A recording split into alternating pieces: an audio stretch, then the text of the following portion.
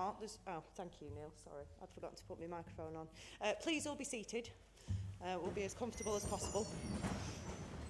Just before we start the proceedings today, there's just a couple of things I wanted to go through. So first of all, welcome to the general public that have joined us this evening. More than happy for you to be here. Welcome, and I hope you get what you want from this meeting. Well, we'll see.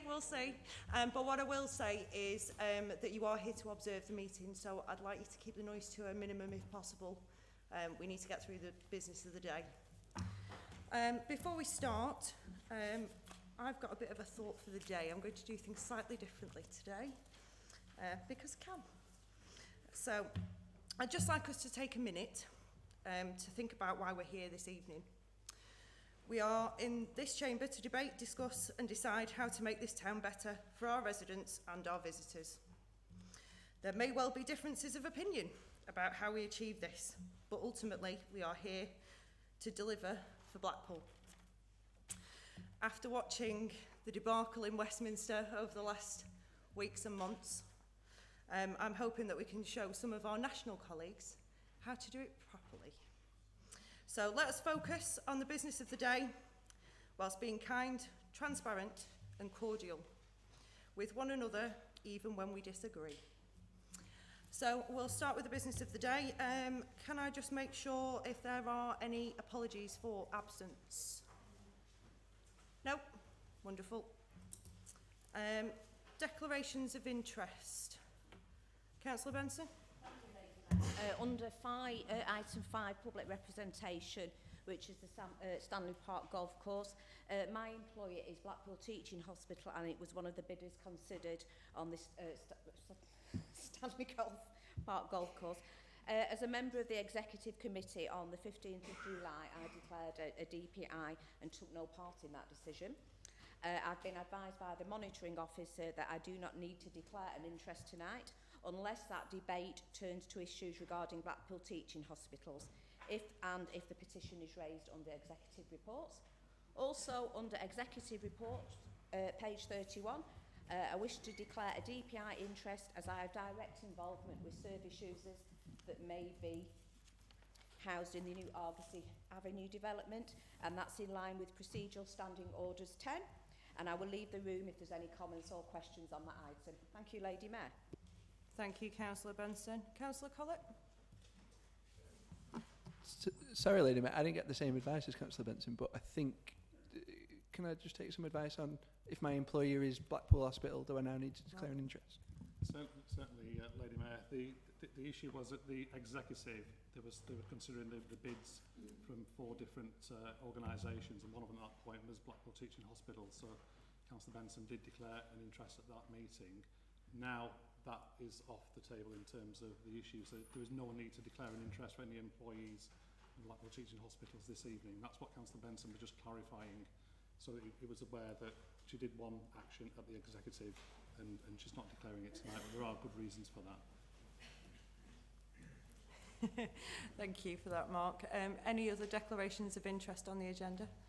Councillor Stansfield? Thank you, Lady Mayor. It's item 5. It's not at this moment in time going to be an interest, but if the debate or anything falls under the area of planning, it'll become a prejudicial issue as a member of the planning committee. Thank you. Okay, that's fine. Any others? Councillor Clapham? Lady Mayor. Mine's a personal interest as Deputy Chairman of the Board of Directors at Blackpool Sixth Form College. On page 39, there is a mention there of summer results, and it's the A levels that I want to mention in particular. Thank you. Okay, Councillor Debbie Coleman? Can I give because I'm on the planning, do I have to give a personal interest? Mark? Lady Mayor, if I could just clarify, the issue with the planning application is not something that should be debated tonight. That's for a date in the future if that so happens at that point. So tonight's focus should be on the petition question and the issues around that. Thank you, Mark. Any others? Yep. Yes, Lady Mayor, I'd like to declare the same interest if it does actually come up. I'm also on the planning committee. You don't need to, you're okay. Okay, I'm going to take that as the close of declarations of interest, otherwise we could be here all evening. Okay, moving on, can I just ask that we approve the minutes of the meeting that was held on the 26th of June? Agreed.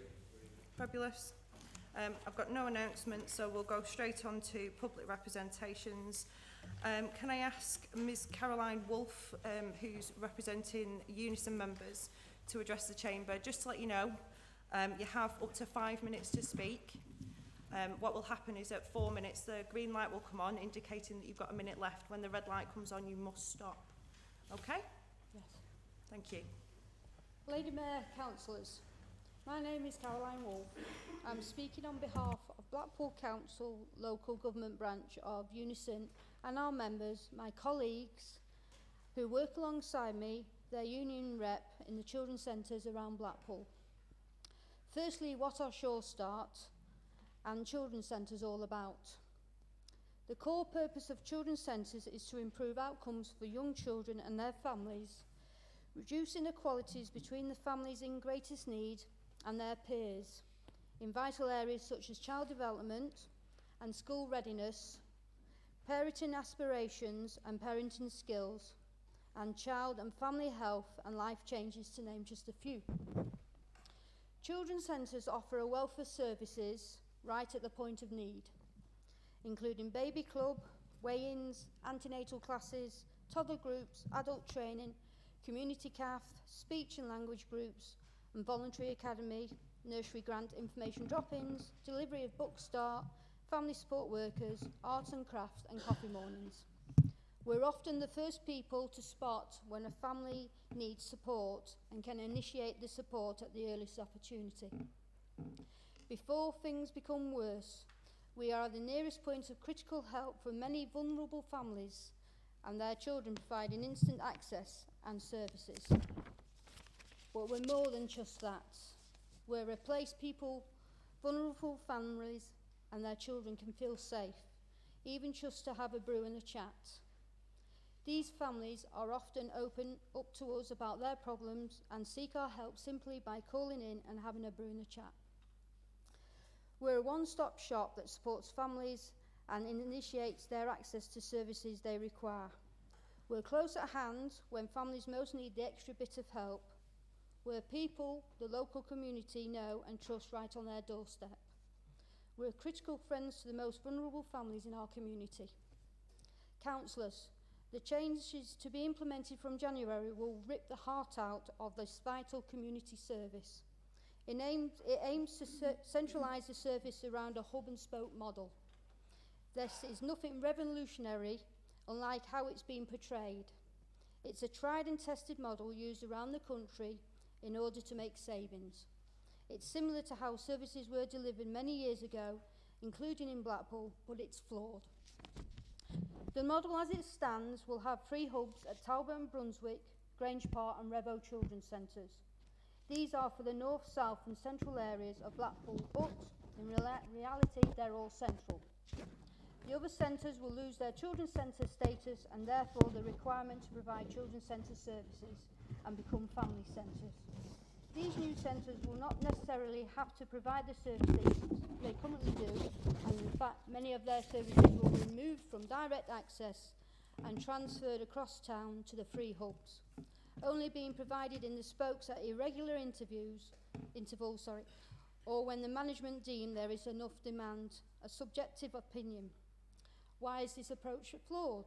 Simply because it removes direct, easily accessible, local access to vital services from vulnerable families and children, placing them further than walking distance away and often where they will need extra time to be able to access them. This will take them away from their jobs, etc., and enforce travel costs once those who can ill afford to shoulder the extra burden. In short, vital services are being moved out of the reach, and we all know if they don't use them, they lose them. This new structure will also affect our members. Some will be losing their jobs, and the service will lose their vital knowledge and skills. Somewhat ironically, some will be forced into working patterns they are encouraged to support vulnerable families to avoid, directly imposing the same difficulties the families they support have onto their own families. Their children will have less access to their parents as they will be at work when they need them the most. Childcare costs will eat into their wages and be increased simply due to the nature of their working pattern not fitting in with how childcare is charged and provided. Council at Unisons is concerned by how this is being pushed through. The Council has agreed that TUPE regulations apply to transfer for those children's services currently run by various academy schools. However, the Council's approach to this transfer has potential to breach TUPE. To migrate the Council are proposing a VR process for some staff, but they expect them to surrender their contracts, length of service, etc., without any real monetary incentive to do so that adequately acknowledges what will be sacrificed. Unison believe this is unjust and needs to be addressed. Councillors. Sorry, thank you.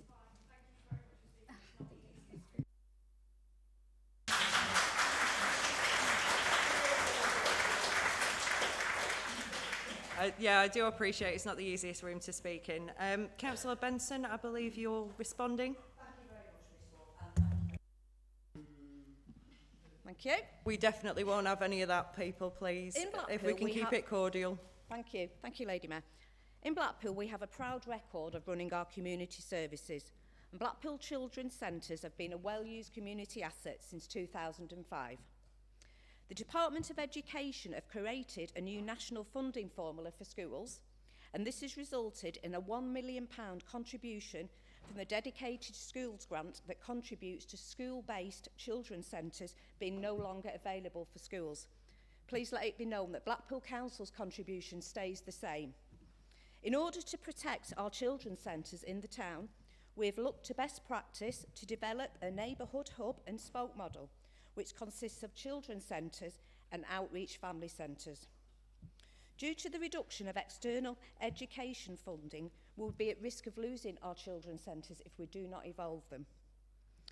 Children's centres have led the development of integrated support around the needs of the whole family. Therefore, the opportunity exists to build on this by bringing together a range of services as part of an all-age neighbourhood model of delivery. It's proposed the future model of children's service delivery will include a move towards a centrally funded locality model with extended delivery in all 3 children's centres and outreach centre offer in 6 family centres. A full commissioning review was undertaken between October 2017 and February 2018. The review was followed by a public consultation regarding the recommended option of a locality model of delivering open to all families. As part of the consultation, a steering group was made up of local authority, schools and academy leads that was established to agree a way forward. The trial, over the last 2 years, an all-age delivery approach has been trialled within Talbot and Brunswick ward. This serves 2 of the most deprived wards in the country and has seen improved outcomes for local children, young people and their families. A wealth of partners across services and sectors are working together to remove those barriers for families to support access to prevention and early intervention services within their neighbourhood. The trial has resulted in an increase in multi-agency services co-located in the Children's Centre, early identification of children and young people in need of support to enable them to lead happy, healthy, fulfilling lives and safe from harm. An increase in the services delivered from the Children's Centre for local residents, including opening weekends and evenings. An increase in individual accessing the Children's Centre. Parents have said improved outcomes, including increased parental knowledge and a wider support network. Improvement in verbal communication for children under 4 accessing speech and language support. An increase in confidence, self-esteem and outlook for the future for our young people aged 10 to 16 accessing the emotional wellbeing group. The new model we propose for children's centre delivery will include a move forward to a centrally funded neighbourhood model with an extended delivery in 3 children's centres and an outreach offer in 6 family centres across the locality. The enhanced offer delivered across the 3 children's centres will include regular and weekend opening. It is proposed that the remaining 6 children's centres will become outreach centres where activities can still take place. The offer across the neighbourhood will be needs-led and shaped by the community and evolve over time. No site closures are planned. I can't say that enough. We are not closing any children's centres. Over the last 6 months, an increase of access has been noted, particularly in the trial site, where more services and longer opening times are available. This has been positively received by the local community from children and families. Over the summer months of 2019, over 11,000 people attended the children's centres, and over half of them attended the Talbot and Brunswick site. And 76 of those attendances this summer took place at the proposed hubs of Talbot and Brunswick, Revo and Grange. The trial has been led by Blackpool Council's targeted intervention services and driven by a multi-agency partnership. This includes Better Start, Adult and Family Learning, Blackpool Boys and Girls Club, Blackpool Teaching Hospitals, Young People's Emotional Wellbeing Service, Lancashire Constabulary, Property Services, Registration Services and Sport Blackpool, and most importantly, consultation with Blackpool children and their families. Their role has been to change the way we deliver services and to have a greater focus on a local offer that reaches out to the whole community. Change is unfortunately inevitable when there are financial pressures. This is an ongoing consideration for all local authorities to make decisions that impact on staff and the needs of the local communities. However, balancing this with the well-being of staff and the impact upon them has also have to be a priority. We've had individual meetings with all staff and they've been supported by HR and Unison. We listened to their requests and we've been trying to accommodate their needs. Alternative employment opportunities for those staff impacted on are available through the Council Improvement Investment. Schools and academies have also agreed to share and prioritise vacancies prior to advert. Can I just take this opportunity though to thank staff that are working with us at this unsettling and very difficult time. Due to this cut in funding, it means it's not possible to fund Blackpool Children's Centres in the way we currently do. If we implement this new model, we can continue to provide a great service and actually grow and develop the services for a wider community. I am confident that this new model will provide an enhanced offer at the 3 main locations without the need to close any other centres, which will continue to run with activities coordinated by the Council and their partner agencies. Thank you, Lady Mayor. Thank you, Councillor Benson. Okay, thank you for that. Moving on to item 5, we've got public representation. Mrs Christine Parker, please, to speak. Again, same rules apply. Once the green light goes on, you'll have a minute, and the red light comes on, you'll have to stop. Okay. Okay, thank you. Lady Mayor, councillors, I am grateful for the opportunity to address you all tonight.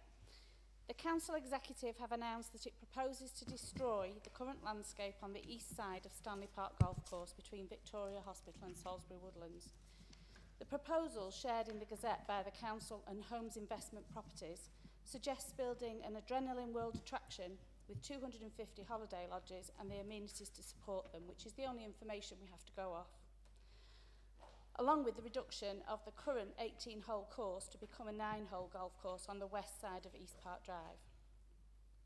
The petition was set up to alert people to the proposal and to try to gauge the level of public concern about it. Clearly, at least 2,700 residents from FY region, along with the rest of the 8,000 petitioners from across the UK and internationally, really do care about this. According to the comments on the petition, people are concerned that this proposal in this place would mean the loss of yet more green space and public land, disruption of long-established ecosystem, an impact on the peace and quiet for relatives and recovering patients, significant additional burden on an already busy highway system, landlocking the hospital with no opportunity for expansion should ever it be needed, the loss of the only affordable municipal golf course across the Fylde, and the loss of yet more local heritage in an historic Mackenzie-designed landscape, because once it's gone, it's gone. It has been said that Stanley Park Golf Course is not financially viable, and that both the public and private sectors have previously failed to operate the course in a financially sustainable manner. However, the course has been poorly served by its custodians for many years. When the council began struggling to manage it, they turned to Mac Golf to do so, who went on to mismanage it to the point of liquidation. Mac failed with several courses around the country, and this says more about Mac than it does about those courses. If a whole class of 30 children fail their exams, one surely must look at the teacher, not just the students. A significant amount of the work done on the course has been done by club members volunteering and donating materials. The only reason contract income goes down is because the course is poorly maintained. Whenever it starts to improve, contracts start to go up. Managed and marketed appropriately with some effort, vision and enthusiasm, this course could be so much more successful. We were naturally quite distraught at the outset, and there is an emotional aspect to the situation that we can't deny. But we have consulted with others and are trying to be as pragmatic and reasonable as possible. We do fully appreciate the Council's best intentions to bring investment into Blackpool, but we do not believe that this development should be located in this place. We appreciate that this type of proposal is complex. It takes a long time for plans to be finalised and approved, and some similar proposals in the past have failed ever to come to fruition. One of our major concerns is that the east side of the golf course becomes a casualty in this process, being allowed to become derelict beyond the point of recovery. Hence, we see two phases to consider here. In the shorter term, we would appreciate some details on the Council's project plan to bring this proposal to fruition, including some timescales that are involved. We would also appreciate a commitment from the Council to maintain the 18-hole course in its optimum condition until such time as plans are finalised, approved and building is due to start. The Council have a commitment to maintain the course, but it is already deteriorating and there is no commitment beyond April 2020. We understand that the Council is currently struggling financially and there is another potential short-term solution. The Ian Woosnam Golf Academy and Golf Courses team have already turned around one of Mac's failures in Ellesmere Port and have a proven track record in golf course management. They have come forward offering to do for Blackpool Council what they did at Ellesmere Port and take over the running of the course for free for a minimum of 12 months. They believe that the Stanley Park golf course is worth saving and that it can be financially sustainable and profitable and would take a burden off your shoulders. In the longer term, we believe this municipal golf course to be an important part of Blackpool's heritage, which could attract more golfers if it were managed effectively, maintained, marketed, promoted. There's plenty of scope to increase its popularity again, especially if we maximise the potential of this original 18-hole Mackenzie course and avoid yet another of the precious publicly accessible green spaces that the residents of Blackpool obviously care so much about. We ask that the Council rethink the proposed location for the new development with HIP and preserve the 18-hole course, prioritising the health, safety and well-being of the local residents, both current and future, before entering into another agreement to give away the family silver. Thank you, Mrs. Parker.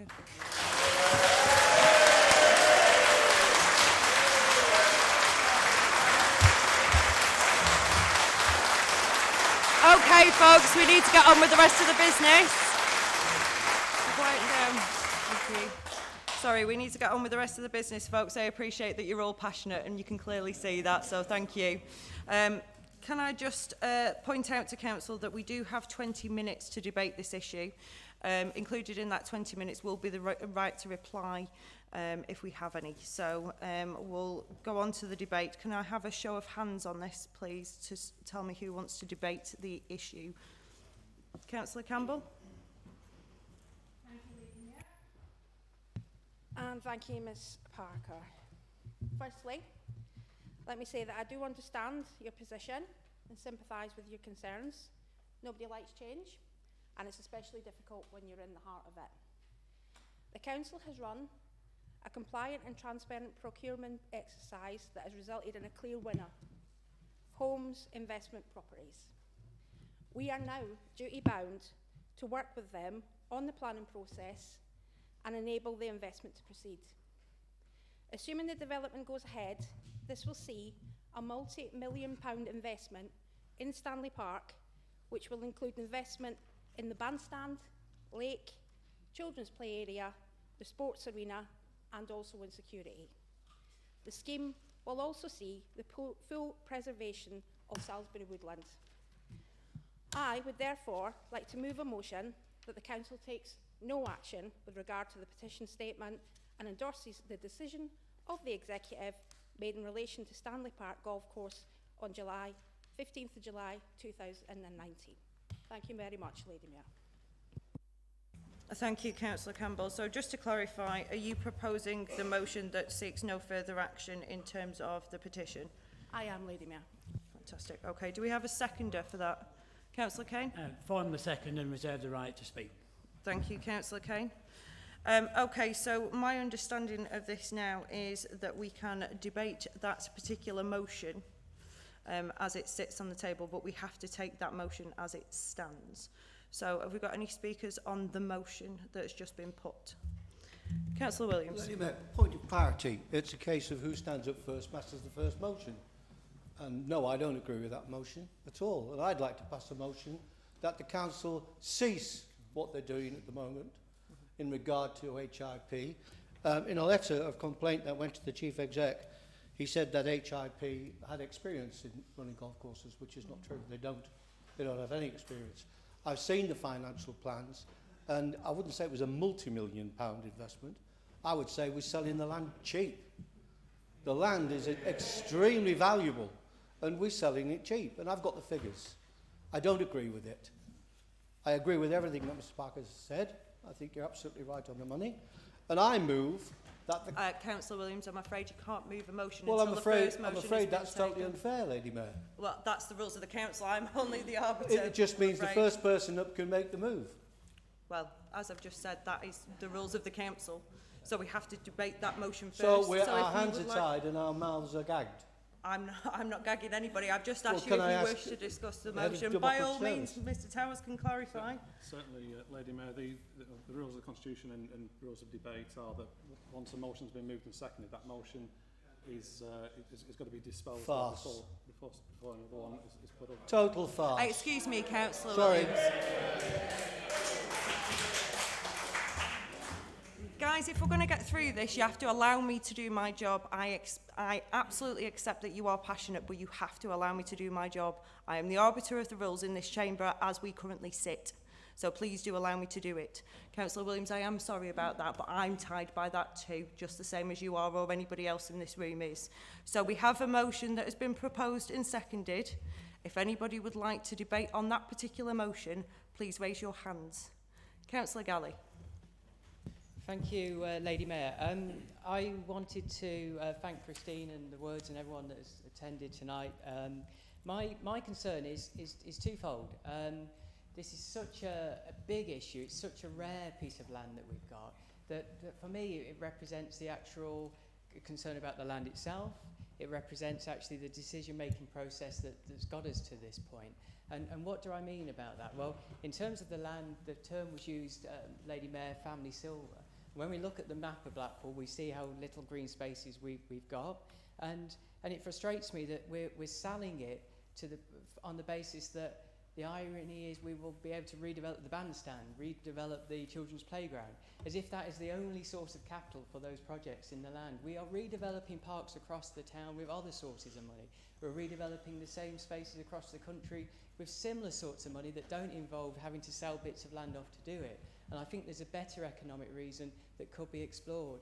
And the best way of doing that in this new process that we're all talking about, Lady Mayor, in terms of allowing more elected members to have a say in decision making, is to allow all the ideas of all the elected members to be part of this decision, as opposed to some of us, and most of us, on both sides of this chamber, reading about the decision in the Gazette. And take that one step further, we went into this new scrutiny process, Lady Mayor, of talking about, right, involvement. Let's work on the green and blue strategies, our first test case.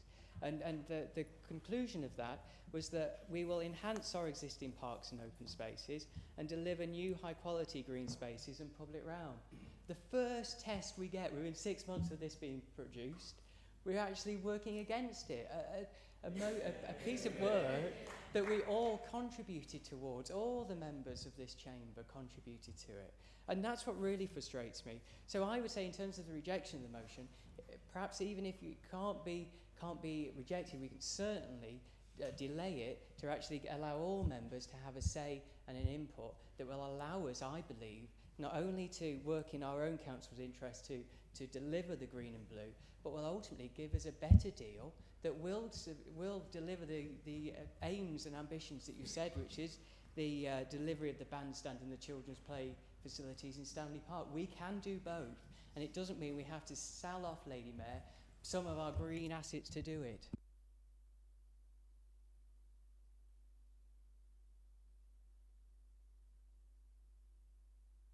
Thank you, Councillor Galley. Councillor Clapham, I believe I saw your hand. Thank you very much. Very interesting listening to Christine Parker. I think she's absolutely spot on. I have no interest at all in golf. I don't play golf personally, but I've got every interest in protecting the green space that we've got within Blackpool. It's very, very limited as a town, and when I drive past this piece of ground, I think how beautiful it looks. It is superb. It's been well looked after. And I think that the fact that as a borough, we've got an 18-hole golf course. I can go back to the days when all the taxi drivers coming off night duty used to queue up there and they used to book to get onto the course. It was so popular. And it must have been better ran, better marketed, and better looked after in those days. Sadly, we have got this green and blue strategy. I mean, it's a shame. When it was all explained to us, and Councillor Galley's just gone through it, the blue bits look after the water sections of the town, ponds, lakes, etc. The green bits are the open areas. And we're supposed to be enhancing both of these within the borough. And as Paul has just said, within 6 months, we're going to decimate, or this group is going to decimate that area forever. And I think it's a dash for cash. That's all it is. And I don't honestly think they give two hoots about the people who use that. They don't care about the heritage. They don't care about green space. It's how much is the value we can get out of it. Now, we went through a similar process with North Shore Golf Club. And I can remember Tom Percival, my memory will go back that far, when he said, if we don't sell this off, Don, this will be turned into a housing estate if this lot gets in power. Now, he's been dead quite some time, and they did do a deal with the members through tokens and so on, and they did manage to buy it. They did manage to run it, and it's still there. I would like to think that the Labour group would rethink this and that they would come to some sort of mutual agreement, whether it be with the private sector, De Veers or something of that nature. They could run 2 golf courses and maintain the municipal side, or bring a company in to do the work to make sure that the public side and the golf course is maintained. I would hate to see it go. Whether they end up with 200, 2,000 log cabins, I'm not in the middle of Cannoneer, I'm in Blackpool. I want it to be left as it is and ran as a golf course.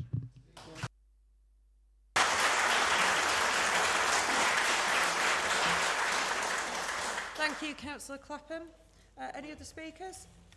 Okay, Councillor Walsh. Do we have Thank you, Lady Mayor. Just want to pick up on Councillor Campbell's point that this was a transparent process. Well, before the election, when you were offering your free tickets to Blackpool, there was nothing in the Labour manifesto or the Labour literature that went around all the relevant wards that mentioned what you were going to do with the golf course. I've got a suggestion. If it's bestowed upon the people of Blackpool, this land, then put it back to the people. I know Labour don't like referendums, but if it's people's land in Blackpool, give it back to the people to decide. Thank you, Councillor Walsh. Can I call upon Councillor Coleman, please? Thank you, Lady Mayor. 91 days ago, this council body met and voted unanimously to support the leader of the council's notice of motion declaring a climate change emergency. We do not here and now need to delve deeply into that motion that we all passed to understand that its core premise is to protect the environment. The motion made it incumbent on us to act in a manner that does not adversely affect the environment and also safeguard what positive environmental attributes that our town currently possesses. It would appear counterintuitive in the extreme to follow through with the proposal that we are voting for tonight.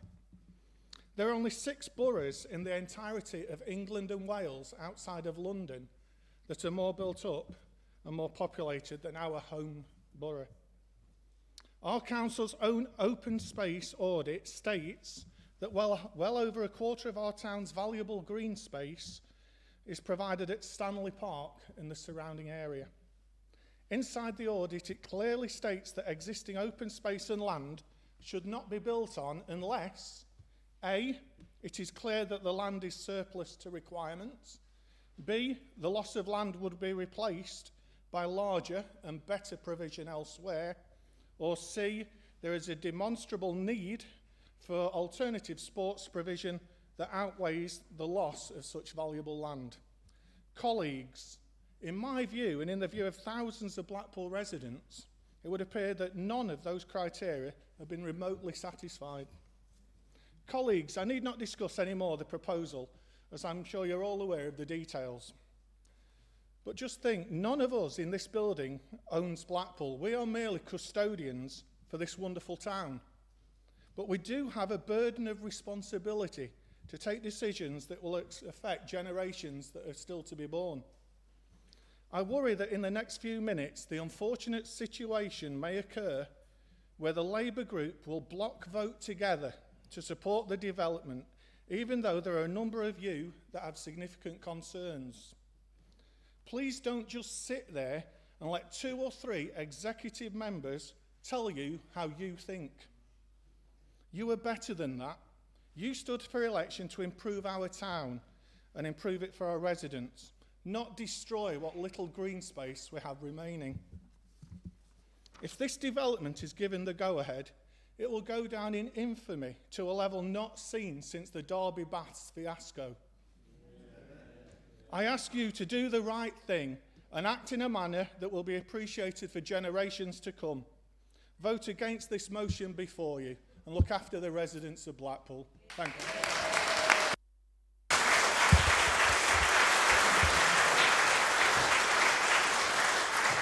Thank you, Councillor Coleman. Can I call upon Councillor Scott, please? Sorry, Danny Scott. Thank you, Lady Mayor.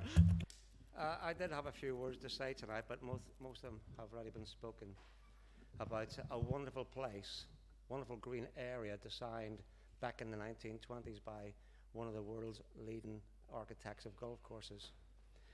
It's history, it's tradition. And I didn't want to bring this up. I think the history of the Labour Party does not appreciate tradition. They are in for money.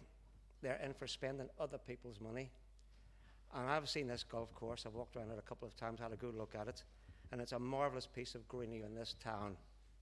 We'd rather spend £10,000 on a single tree, multiplied by 10, £100,000 on 10 trees, money wasted.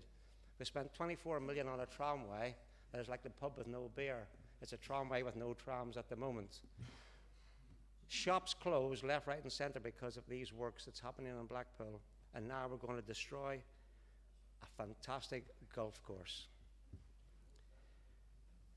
I find it unbelievable that there's ladies and gentlemen sitting in front of us who's going to vote for this motion to go ahead and destroy this golf course. I'm sure there's a few people sitting facing me who do not want to vote this policy through. I'm sure they don't. And I ask you to look into your hearts and forget the whip and what they've said to you and vote for the town of Blackpool. Yes, you can laugh all you wish. You can laugh all you wish. Thank you, Lady Mayor. But my plea is to you to do the right thing and not destroy this fantastic golf course. Thank you, Lady Mayor.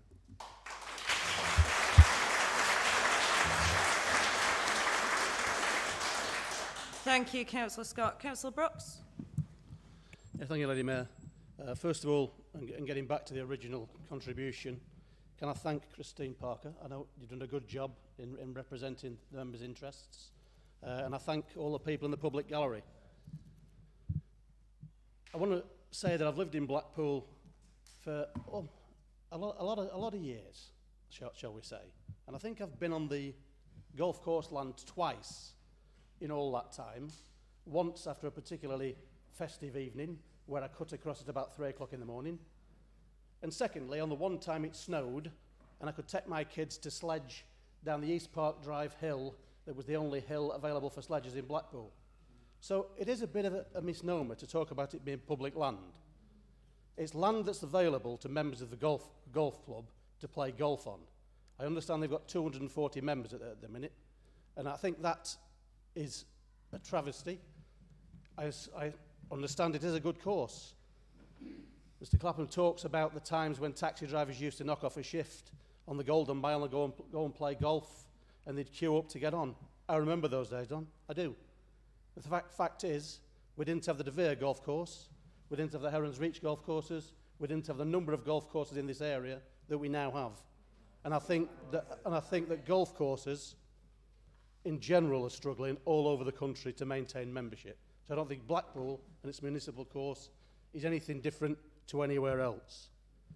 I will say that the golfers that I've spoken to since all this kicked off have commented to me that if we manage to maintain the 9-hole course on the west side of East Park Drive and the potential for a golf driving range on that land, I understand.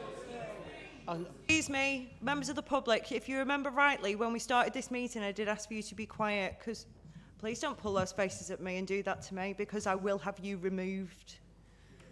So I'm sorry, but we do need to get through the business and we need to allow people to speak. Thank you. Thank you, Lady Mayor. It may not be popular, but I'm just putting an alternative viewpoint. I also understand from those very same golfers that in winter, the east side of the golf course, a lot of those holes are unplayable. So let's be honest in these things in the chamber, and let's not try and score points. I'm not trying to score points, I'm trying to look at it logically. I'm looking at it logically about the green space and it being public land.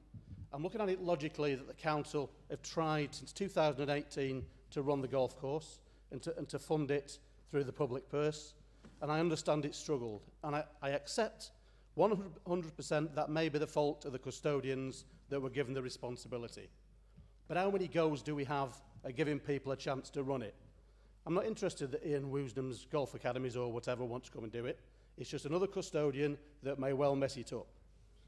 And we talk about generations to come, and I really do object to talking about generations to come and looking after the vested interests of the golf course, when actually what's being proposed, if it actually comes to fruition, will provide employment all year round for generations to come in an area that needs to be developed. I'll say this finally, because I hadn't intended to get involved in this. It's not about spending other people's money. It's not about political points. Sorry, Councillor Brooks, but you've had your time. The little red light's on. I do Thank apologise. you, Sorry. Okay, so just because of where we're up to in terms of time, I just need to move a short extension, which will be for the right of reply and the vote. So can we agree that, please? Thank you. So, Councillor Campbell? I don't wish to reply. Thank you, Lady Mayor. Thank you very much. So, just in terms of the motion, and it would be helpful, Mark, if I'm allowed to do this. Councillor Campbell, can you just read out the wording of the motion, nothing else, just the wording of the motion to be voted upon, please? Can indeed, Lady Mayor. I would like to move a motion that the Council takes no action with regard to the petition statement and endorses the decision of the Executive made in relation to Stanley Park Golf Course on the 15th of July 2019. Thank you, Councillor Campbell. So that's absolutely crystal clear about what the motion is that's to be voted upon. Councillor Coleman? May I ask for a recorded vote, Lady Mayor, please? Do we have 5 hands? Yep, fine, wonderful. So we will go to a recorded vote, and I will pass it on to Mark. Lady Mayor, could I just ask that people press the mics so those that are watching at home can hear the responses? Thank you.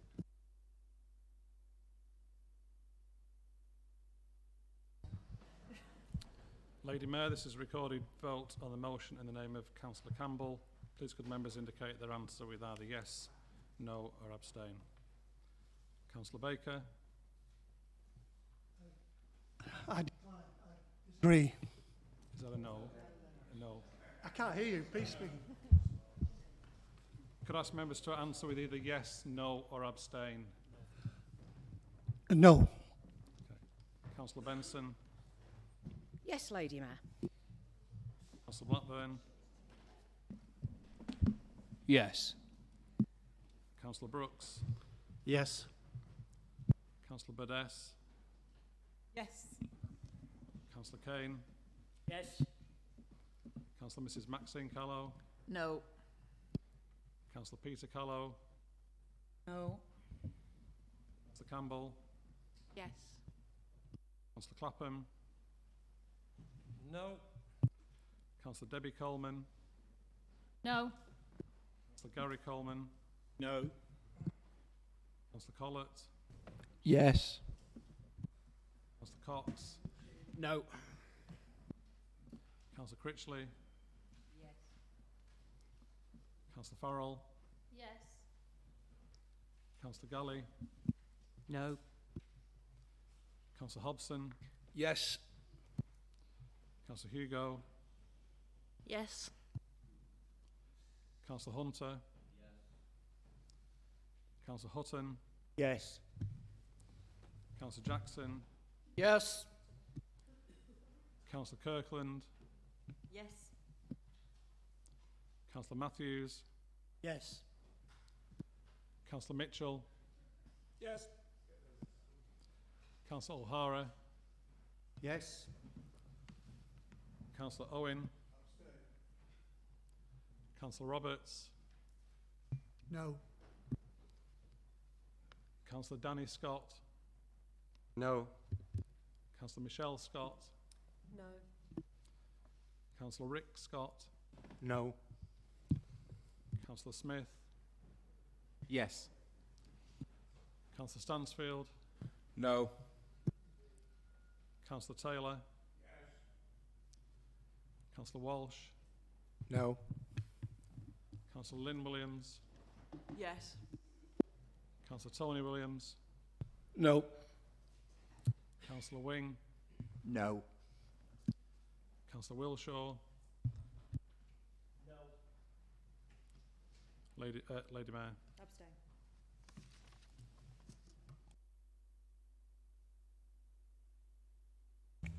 Okay, thank you, folks. Just bear with us a second.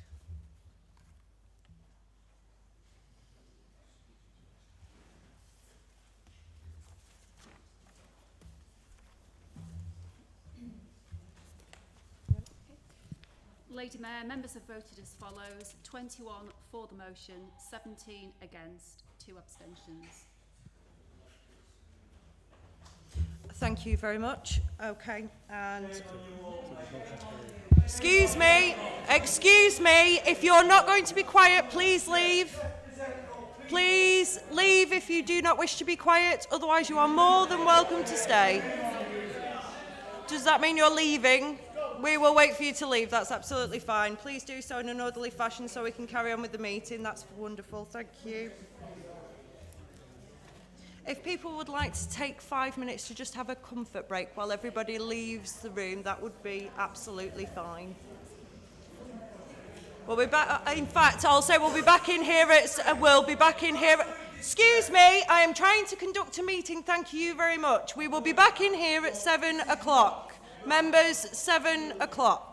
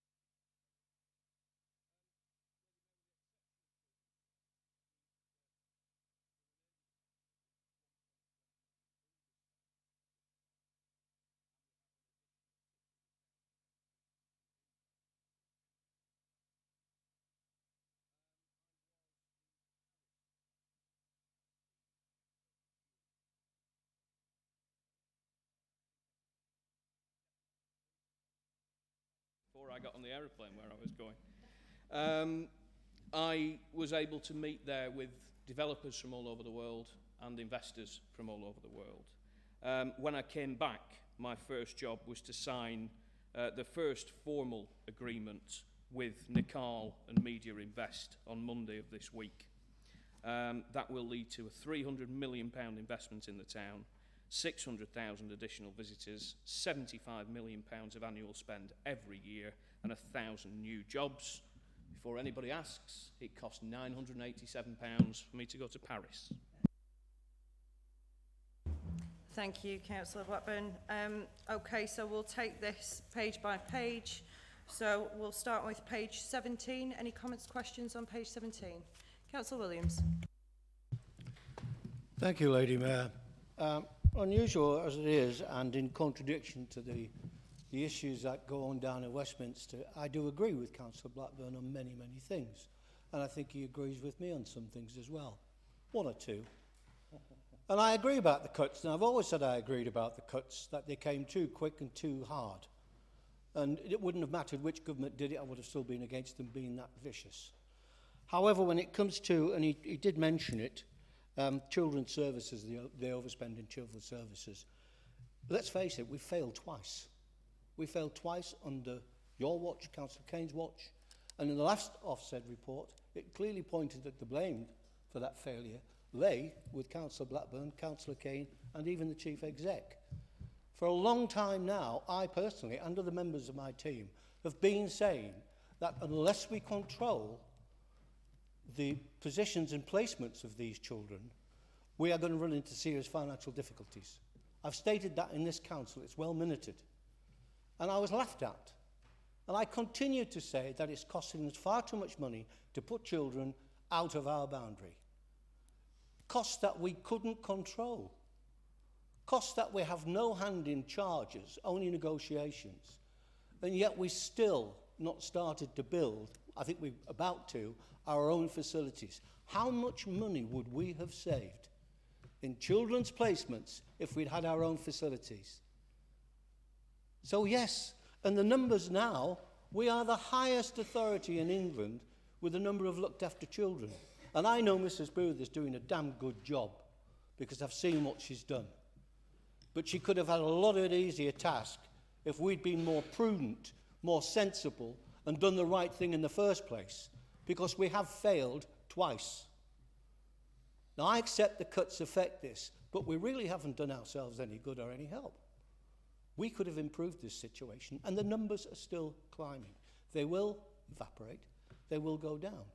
And the other thing we talk about, financial investment, 300 million this and 300, all big numbers. And we talk about giving and investing in our partners. But we're over £250 million in debt. And we've lent money to investors and developers. And I'm sure they're meeting the low repayments, and I'm sure we're making a little bit on the interest. But can the leader tell us exactly how much we're getting back from our investments in terms of real profit? Because we've got a hell of a lot of money out there invested in other people. And not every one of our investments has been up to standard or actually made money. We've lost money. So I think it's the first question is, can you give this council and the people of Blackpool an answer as to how much money we are actually getting back for the money we've borrowed to invest? Thank you, Lady Mayor. Thank you, Councillor Williams. Okay, any other questions, comments on page 17? Councillor Mitchell. Thank you very much, Mr. Mayor. Oh, that's a fine. £5 fine, that. Carry on, Councillor Mitchell. Carry on, I shall. I completely concur with the leader's comments about the children's centres. I think it would be a tragedy if it became thought throughout the borough of Blackpool that we, as a council, were responsible for this change. And what a deplorable situation has been over many, many years that we've had the neediest people in our society striving hardest to overcome the worst effects of the deliberate policy of austerity. It was not forced upon us, it was our political choice. And it's that policy and the concerns that have to be swept away. No ifs, no buts. Thank you, Councillor Mitchell. Any other questions, comments, page 17? Nope. Page 18, Councillor Galley. Thank you, Lady Mayor. I've saved myself 50p there. Fiver? Is it fiver? Oh, glad. I'm definitely glad I said Lady Mayor then. Yeah, it was just to echo Councillor Williams' points in terms of the leader's free crossroad points that he raised in his response to the issues faced by children's services on our budget. The free options leader were one-off use of finite working balances and reserves, drastic further service cuts elsewhere, and or significant additional external funding as the free solutions currently facing you in how we deal with this situation. There was, though, two things that I would like him to have put in there, which echoes Councillor Williams' point, which is an investor growth strategy, more longer-term solutions, but solutions all the same. And those solutions really should be in developing our own capacity and certainly reducing the expensive cost and burden given to us by elements of the private sector in this solution. And the other area is invest even more, and the emphasis on even more, in developing quality housing.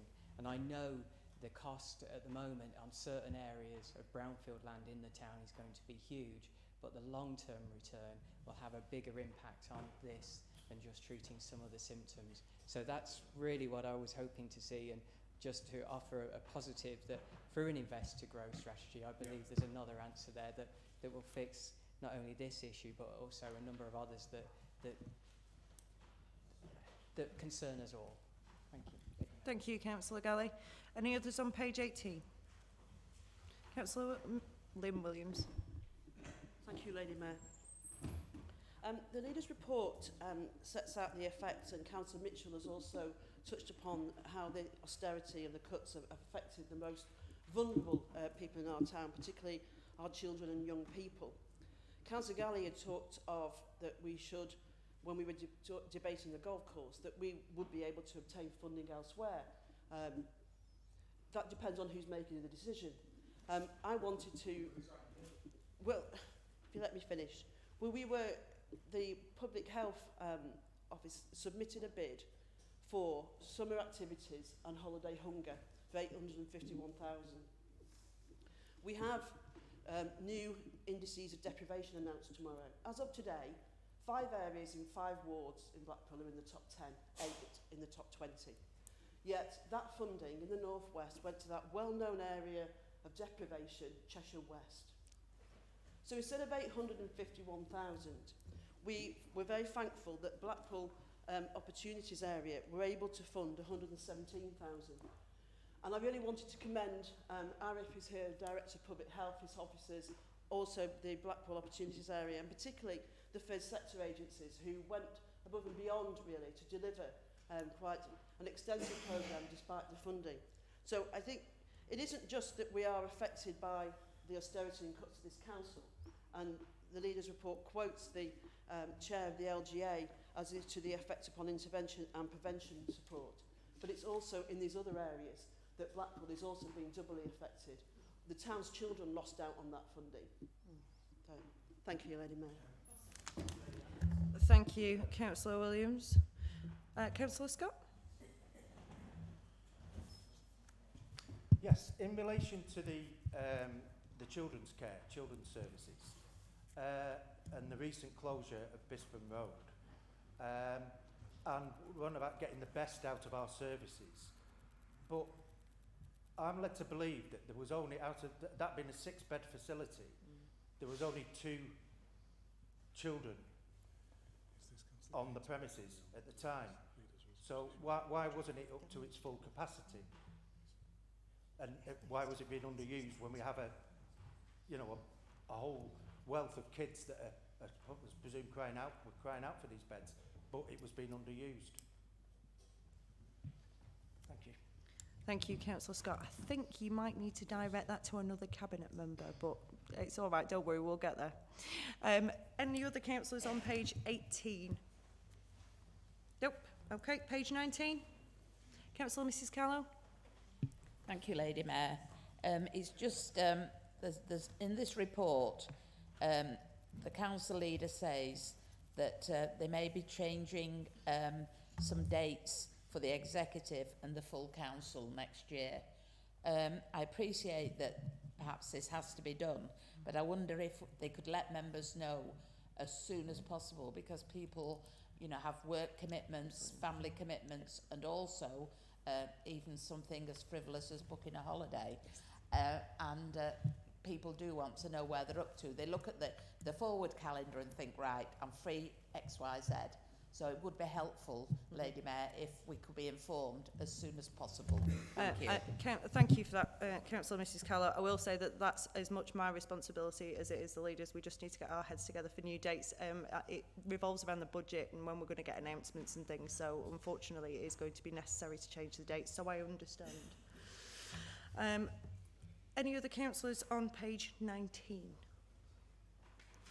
No? Fabulous. Page 20. Councillor Williams. Thank you, Lady Mayor. I'm going to refer to the town deal, or before that, the things that are actually happening or haven't happened yet in regards to current projects. We're still nowhere, it doesn't seem to be, any further with the tram extension. And I just wondered, if it's true, we're going to have to borrow millions more money to buy into something which is in a fading market just so we can finish this. So can we get some sort of guarantees on dates and times? We've had a few, but they've never been kept.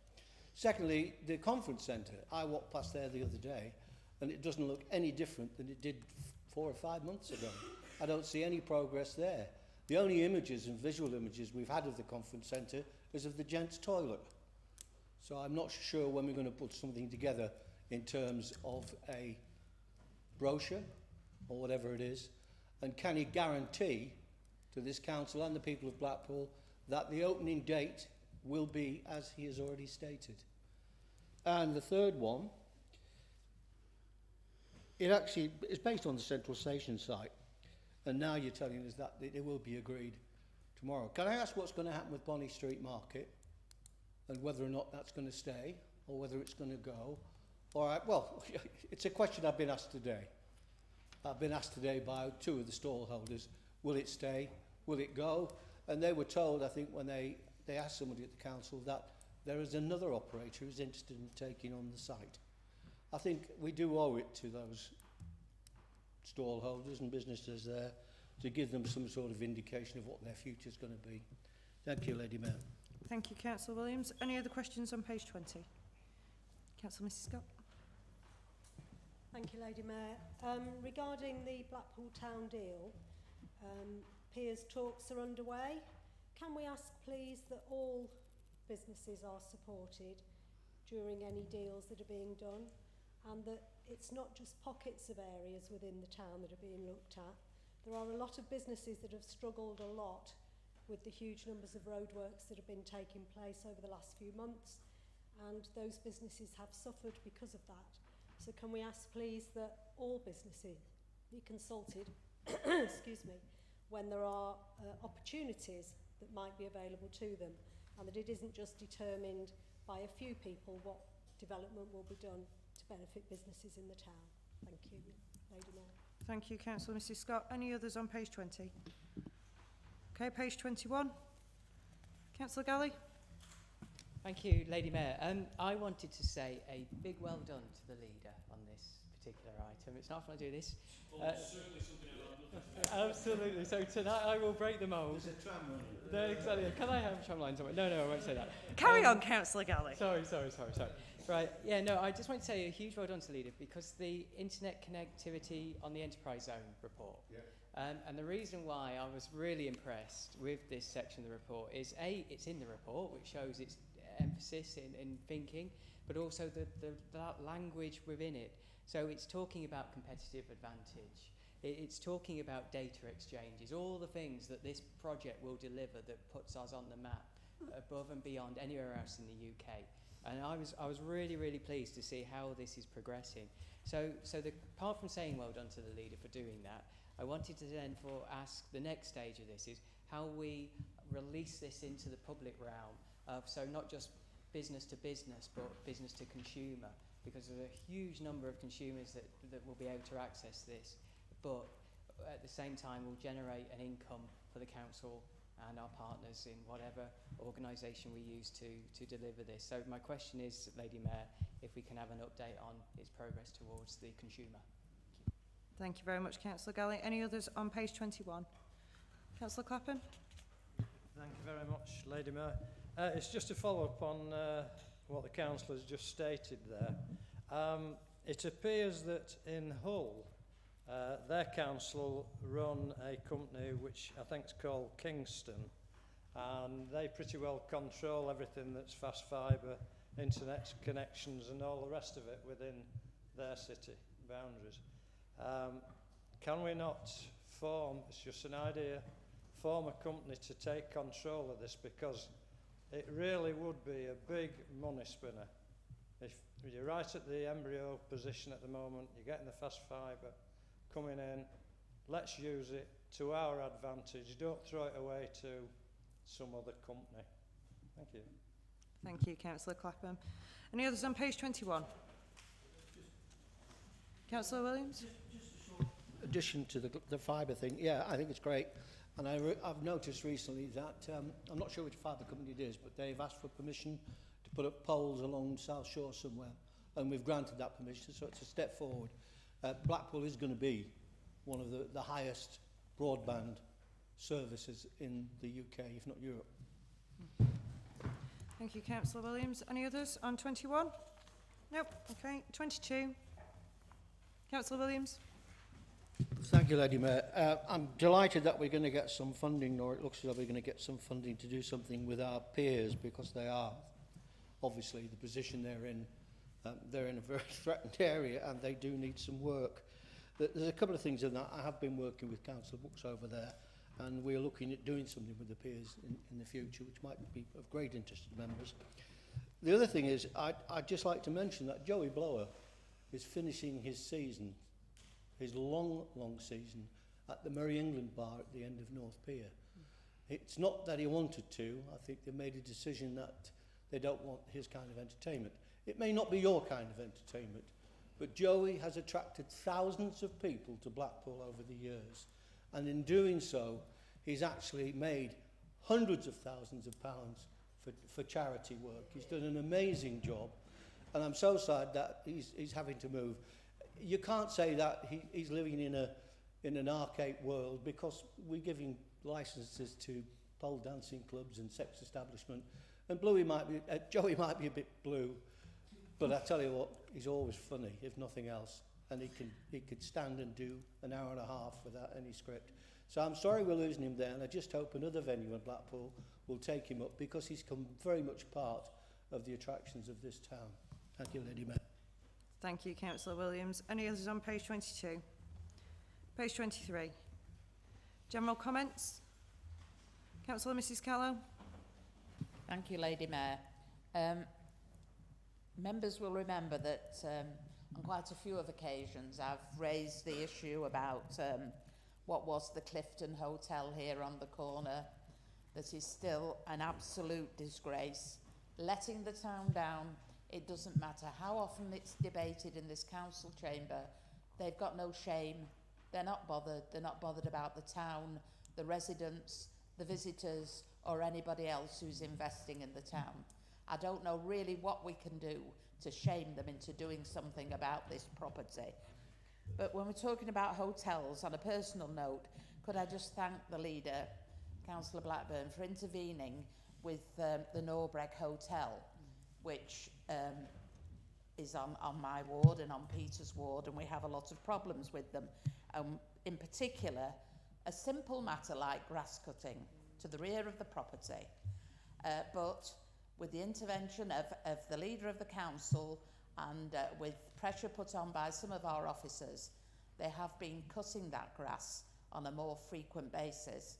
I wouldn't say it's a bowling green, but it is much, much better than it ever was. So on behalf of the residents, most of them elderly, in that area, I would just like to thank everybody concerned.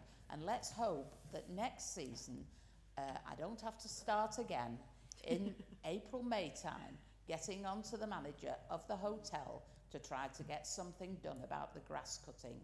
Because if you just write a letter to them, they claim they've not got it. Send them an email and they ignore it. But at least this year, something positive has come out of all the complaints. And thank you to everybody concerned on behalf of the residents and Peter and I. Thank you. Thank you, Councillor Mrs Callow. Councillor Clapham. Mine's just a general question.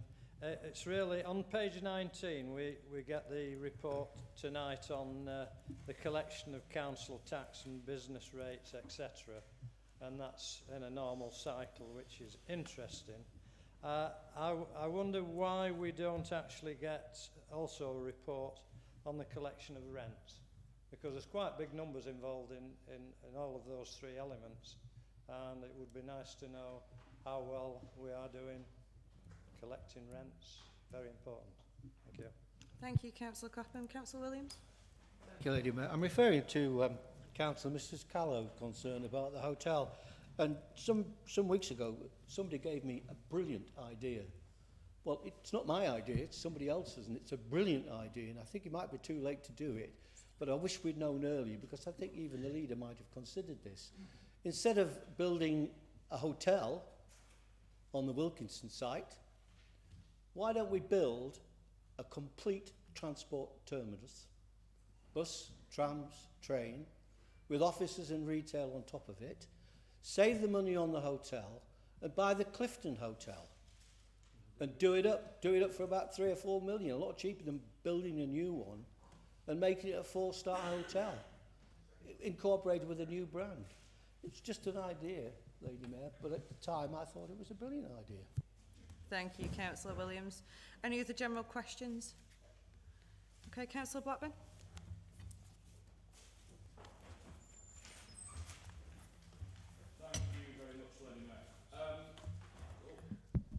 My apologies. Thank you very much, Lady Mayor. Answer the questions in order. Councillor Williams, we do control where our children are placed. As I have said to you on countless occasions, every time you raise this, building large-scale children's homes ceased many, many years ago because the outcomes for children who live in them are extremely poor. I will always prioritise the welfare of our children over the cost of providing that care. In terms of borrowing, we are in the lowest quartile in terms of local authority debt, so that means we're in the bottom 25%, i.e. 75% of councils owe more money than we do in relation to their income. Our growth and prosperity team have an income target this year of, I think, £4 million, which therefore is how much profit we are making. Councillor Mitchell, I agree with you. Councillor Williams thought that what you'd said was what he'd said. I don't remember him calling for the Conservative government to be swept away. But if he did say that, I'm very, very grateful to him. Councillor Galley, investing in early intervention services is exactly what Better Start and Head Start are about. And what they're also about is replacing the early intervention grants that your government cut unilaterally overnight. Do you want to talk to me about early intervention? Sorry, through you, Lady Mayor. Councillor Galley wants to talk to me about early intervention. Perhaps that can be the start of the conversation. In regards to his idea about investing and growing, I'm not entirely clear what he means, but I would refer him to my earlier remarks about the growth and prosperity team. His remarks about housing will need to be directed towards the Cabinet Member for Housing. Councillor Lynn Williams, it is deeply regrettable that the Holiday Hunger Fund went to Cheshire West and not to Blackpool. As ever, though, we found a solution, as you pointed out, through the Opportunity Area Fund.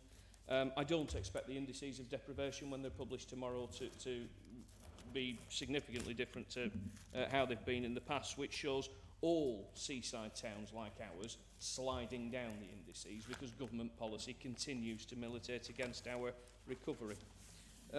Councillor Scott, 331 was not fit for purpose. I'd also refer you to the reply I gave to Councillor Williams, which I know I've said before on the other occasion you've been in this chamber, that children's homes are not, where children's homes are run well, they can work well. They are still, however, not a preferred option in terms of placing children with families, in terms of adoption or fostering, or with other members of their own family.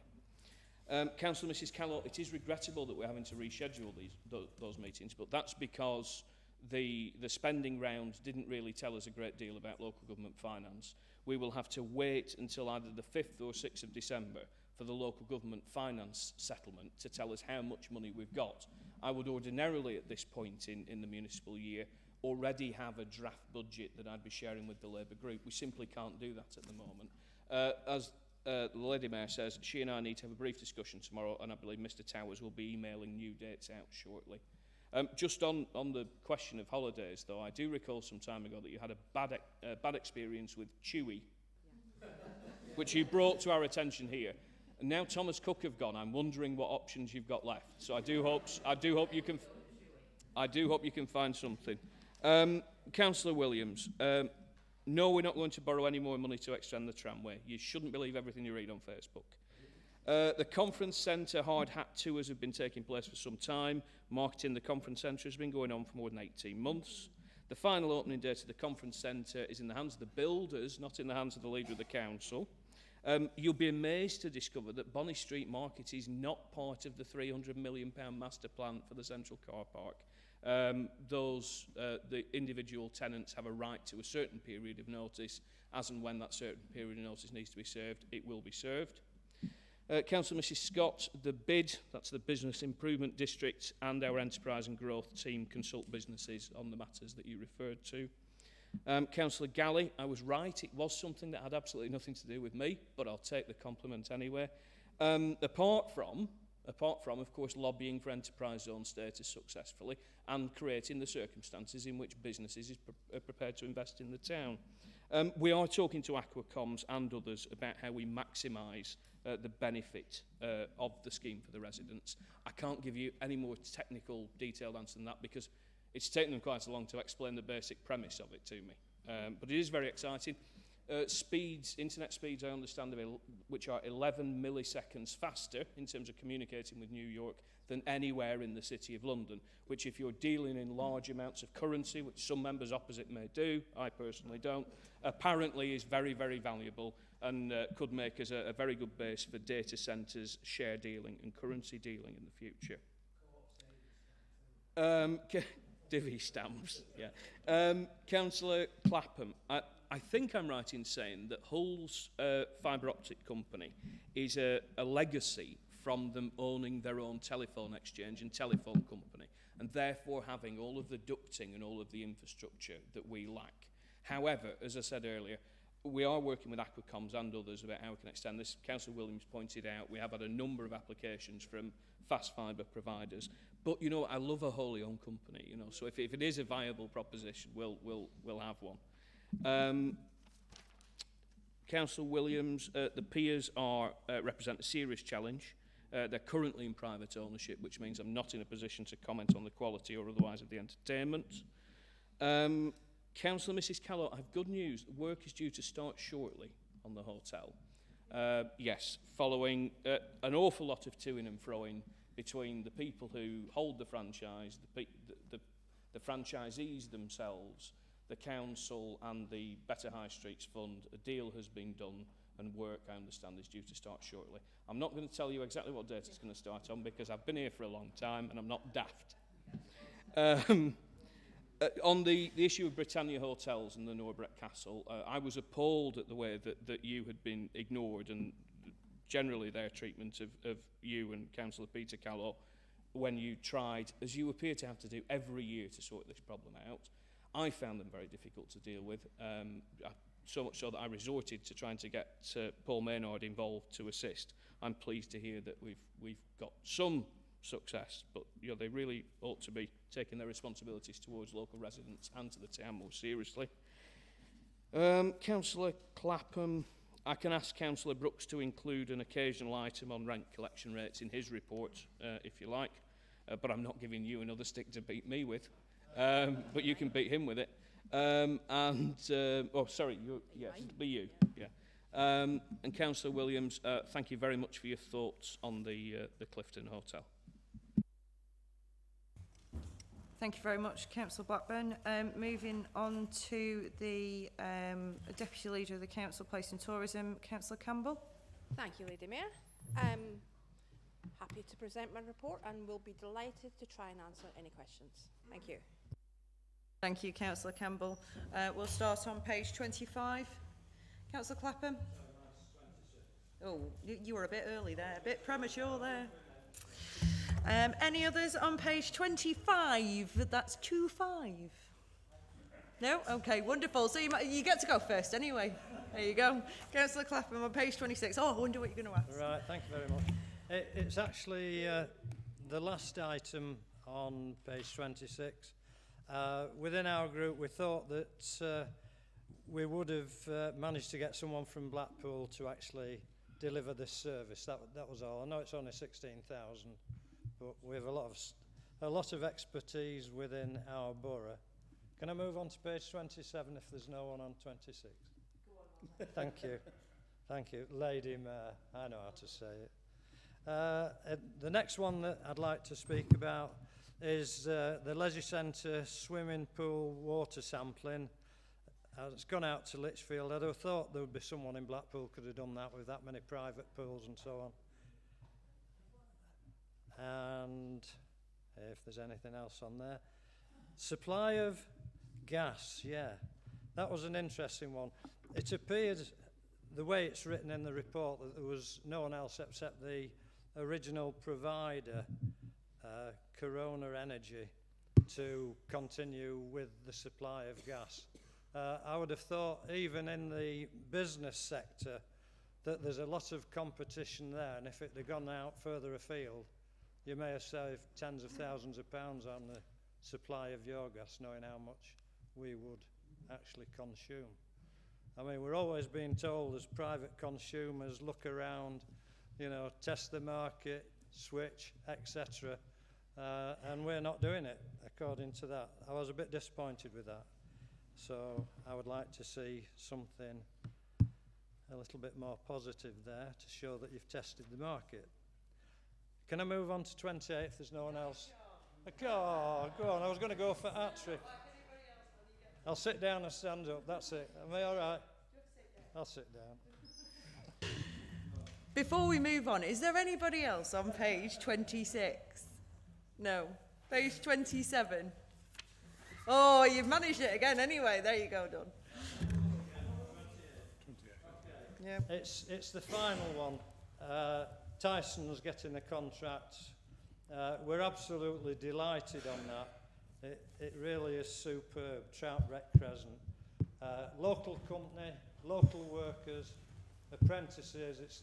It fits the package perfectly. I've only got one problem, and so I'll mention it here. It's a personal problem. My new neighbour next door works for Tyson, and there's a big Tyson van outside the house next door to me all the time. And I said to him the other day, I said, it's in the public sector. I said, you've done very well getting this contract, and he's actually dealing with something in Lytham, I think. And he says, oh yeah, it's brilliant for the company. And I explained how we push all the time to try, where possible, to get local people doing the work for us. Good for the economy, labour and so on. And I said, now I know I've got a nice car and you've got a Tyson van. I would hate to think that the whole neighbourhood is tying me up with the Tyson contract. Because many, many years ago I had another neighbour, I've had a series of them. I don't move, they move. And someone said to me, the neighbour next door who was a taxi driver, and he said, what you want to do, Don, is get on that planning committee. I'll spit it out, committee. He says, that's where all the money's made in this town, lad. And he looked at me Volvo and he says, oh yeah, you're already on the planning committee. And he was a friend. So we've all got to be extremely careful. I did come on my bike tonight, so if I get knocked off, it's the bike. But we are...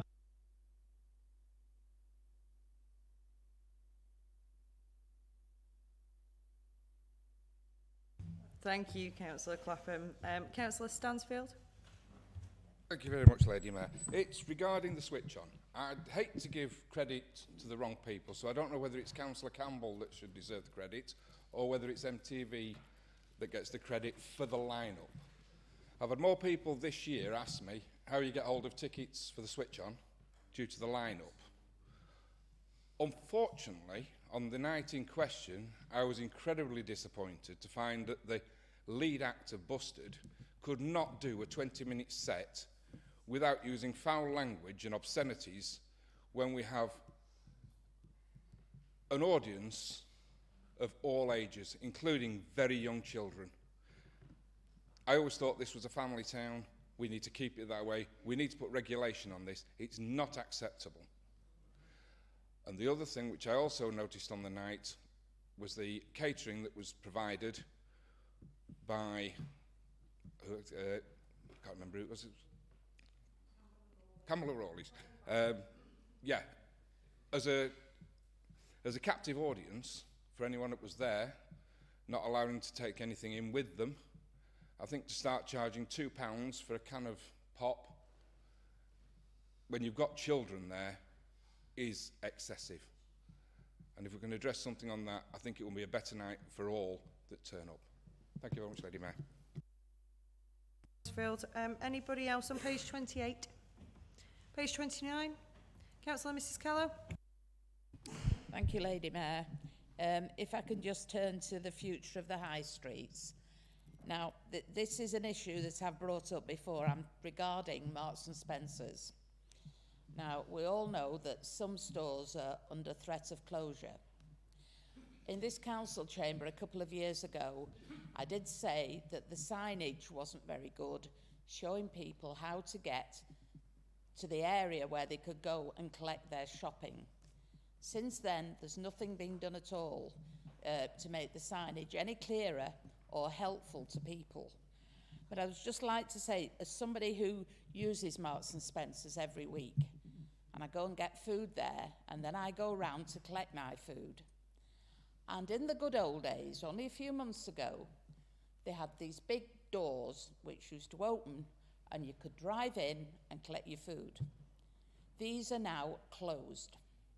So you have to ring a bell to get somebody to come, to open them a little way, to let you give them your tokens, and they will bring your shopping to you. But while you're parked there, we have parking attendants. They're only doing their job, asking you why you're parked there. There are other people around, a lot of pedestrians, and then when you've got to do a U-turn then at the top of Coronation Street, it is extremely dangerous, and it is putting some people off, especially people from out of town, from coming into Blackpool to shop at Marks and Spencer's. They're not helping themselves, and they're not helping the people of Blackpool. And I get very, very annoyed, and every week I go, I think, I'm not coming here again, but then I end up going there. But it is very frustrating, and I personally dread going now to go and collect my shopping.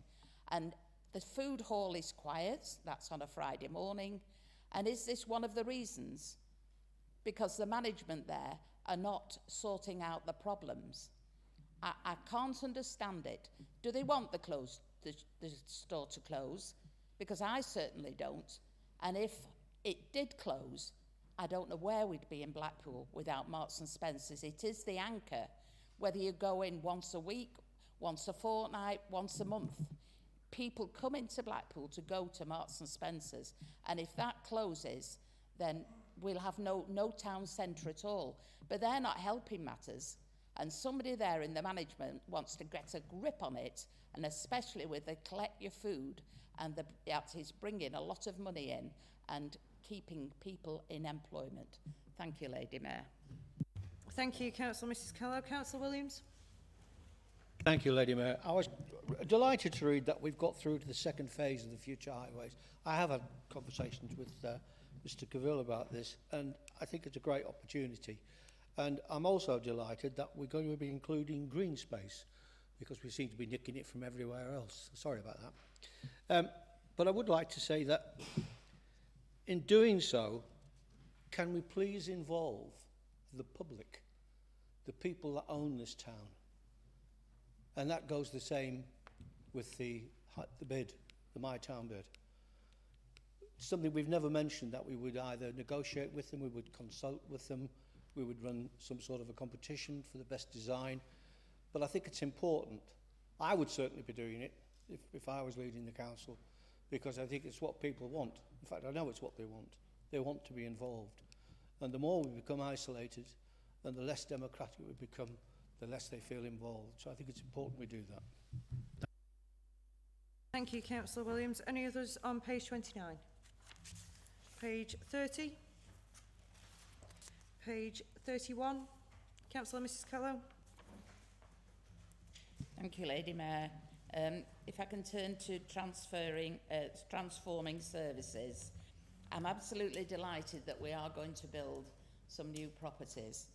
But what really did concern me was that the flats on Troutbeck Crescent were going to be building one-bedroom flats. I thought that these were hard to let, and in the past we've demolished them, especially on Grange Park, where we've had great problems, where they've been empty for months on end and we couldn't find tenants. So I'm wondering what the thinking is in building some one-bedroom flats on Mere Side. I can understand the ones for people with need assisted living, and those are very, very welcome because they are much needed, and I can understand us building one bedrooms there, but not for ordinary letting. And I wondered if the portfolio holder could, or somebody could please explain the thinking behind this. Thank you, Lady Mayor. Thank you, Councillor Mrs Callow. Any others on page 31? Councillor Danny Scott? Yep. Sorry, thank you, Lady Mayor. I'm just pleased to read about the domestic waste and the new incentives and what have you that is going on, the new policies with improved in-cab technology and the art of state fleet, vehicle fleets, etc. It doesn't seem to make a lot of difference, though, to the amount of rubbish that's in Blackpool that's been scattered about. I know we can't blame it all on this particular area of domestic waste, but what I have noticed over the past few years is it's a type of bin that we're using. I don't know when the last time a bin has been looked at in Blackpool, but it seems to be very narrow at the bottom of the bin as opposed to the top, which when some stuff is in it, it makes it a little bit top heavy and it's easy to blow over in the wind. I was just wondering, with all this new technology coming through, would there be any chance of slowly replacing the bins with something a bit more square rather than narrow at the bottom and wide at the top? So, we know it's like in Blackpool, living near the prom, etc. It does get rather windy. That's just one. If you bear with me, Lady Mayor, just a couple of quick ones.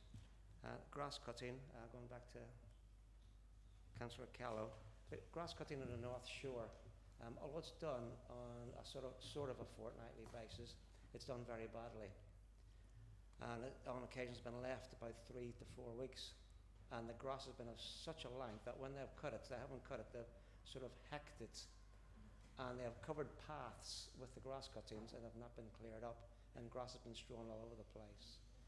I was just wondering if a little bit more care could be taken. I'm not asking to be like, dare I say, a golf course green, but I would like it to be sort of a little bit neater and tidier, a bit more care be taken.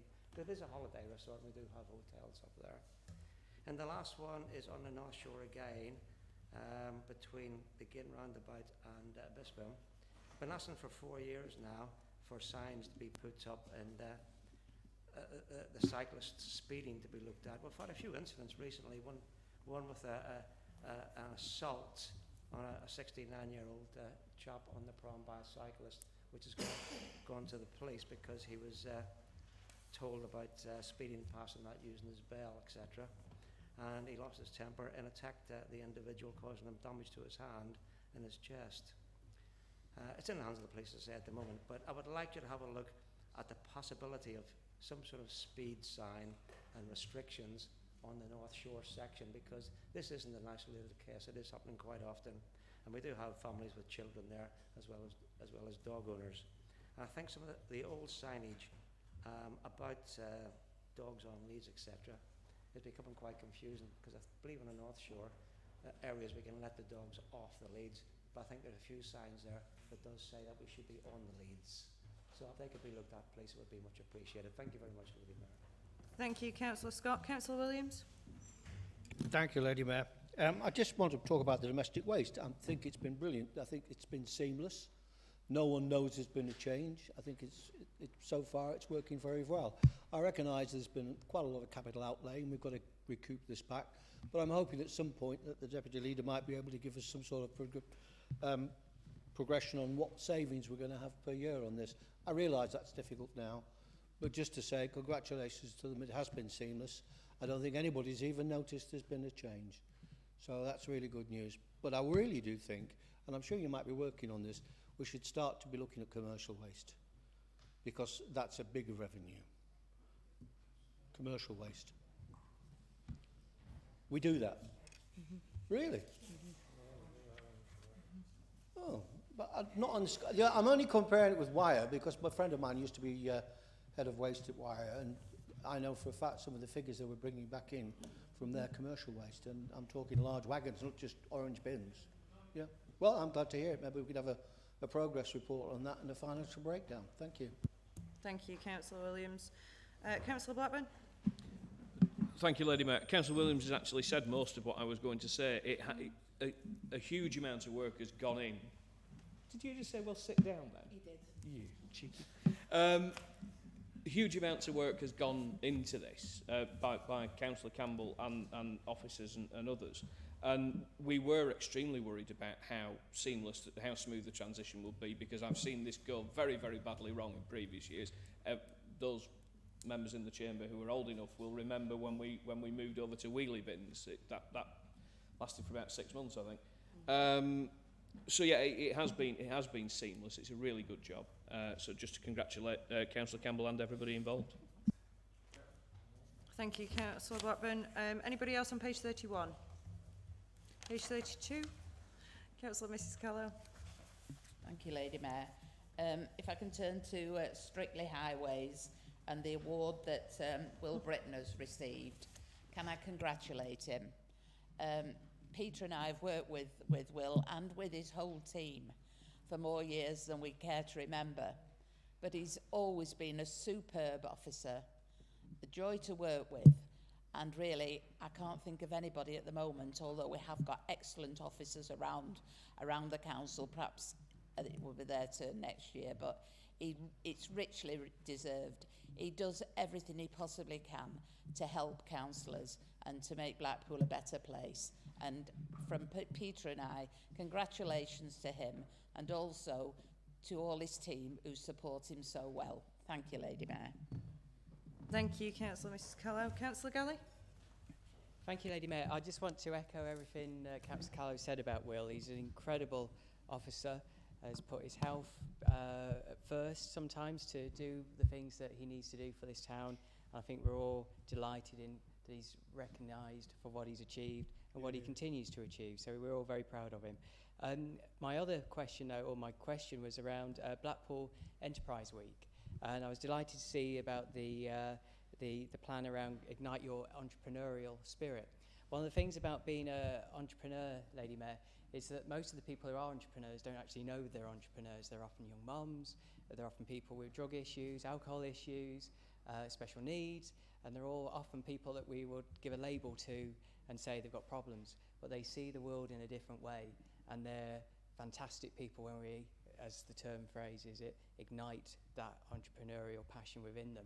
So my question, Lady Mayor, is around how that will actually be marketed to them, because they will also be, frustratingly, the hardest people to reach.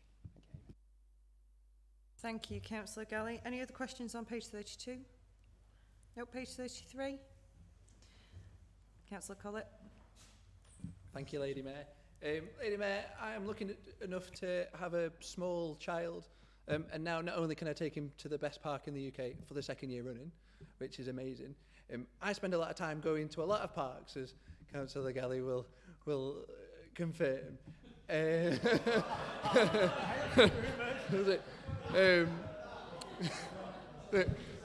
It's not as sinister as that sounds. So. Now, calm down. What was I saying at the beginning of the meeting about being grown-ups in the room? Now, behave.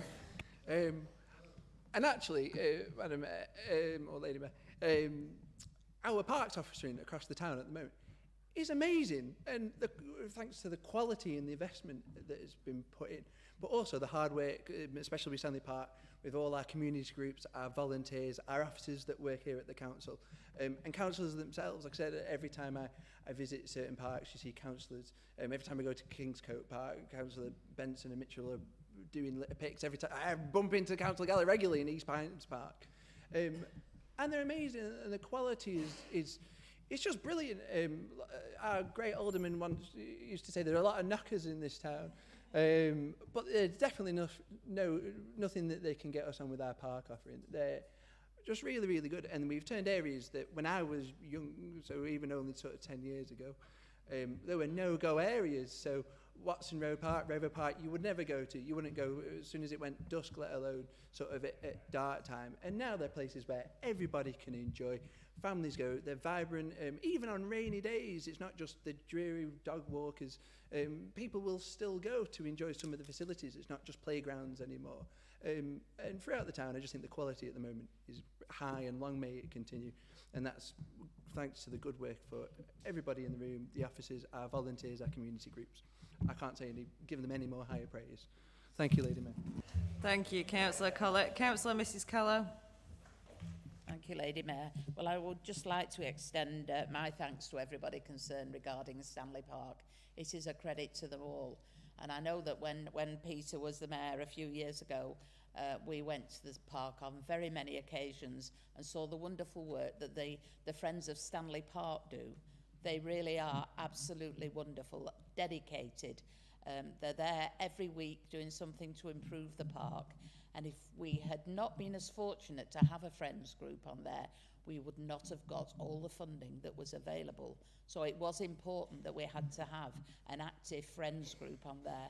And I have been surprised at the number of people who've remarked to me and said, we've got the best park. I've been absolutely amazed. People that I didn't think were bothered about parks. So I think the whole town is very, very proud of what everybody's done to bring Stanley Park to the position it's in. And congratulations and many thanks to everybody concerned. Thank you. Thank you, Councillor Mrs Keller. There's one group that you haven't mentioned, and I'm just going to mention them now because otherwise Elaine will go mental. The Civic Trust. The Civic Trust have been absolutely key. Yeah, have been absolutely key in Stanley Park, so we wouldn't want to miss them out because we do know that they work really hard, especially with the Friends group and with the community in that particular area. I've got Councillor Stansfield first. Thank you very much, Lady Mayor. It's quite obvious that what I'm going to say, it's again to reinforce what's already been said about the friends groups, the staff, the gardeners, everyone on Stanley Park. I was at the friends group on Saturday, and Elaine did say, we all know it's the best park in the UK, we just had to have confirmation. So, that aside, I know it's late in the year for this year, but please, next year, can we try and sort out what the problem is with the lake? It's the one thing that really does cast a bad sign or a bad light on the park itself. If we can get that sorted, there's no other park in the country ever going to come near us. We are then way ahead of everybody else. Thank you very much, Lady Mayor. Thank you, Councillor Stansfield. I've got Councillor Williams next. Thank you, Lady Mayor. Yes, I was going to thank the Civic Trust about Stanley Park and congratulations to everyone there. But I want to mention one person within the Civic Trust who never gets usually mentioned for the hard work she does. I've known her for many, many years. Her name is Carol, but unfortunately I just can't remember her surname. She may have been married in the meantime. But Carol is the lady that gets the bands to play in the bandstand on the Sunday afternoons. And she's had just about every top band in Blackpool play there, and she gets them for free. She's an amazing woman. Not only is she invigorated attendances at the park for those wonderful afternoons, and I've been to a few, she also manages to keep music live in the town.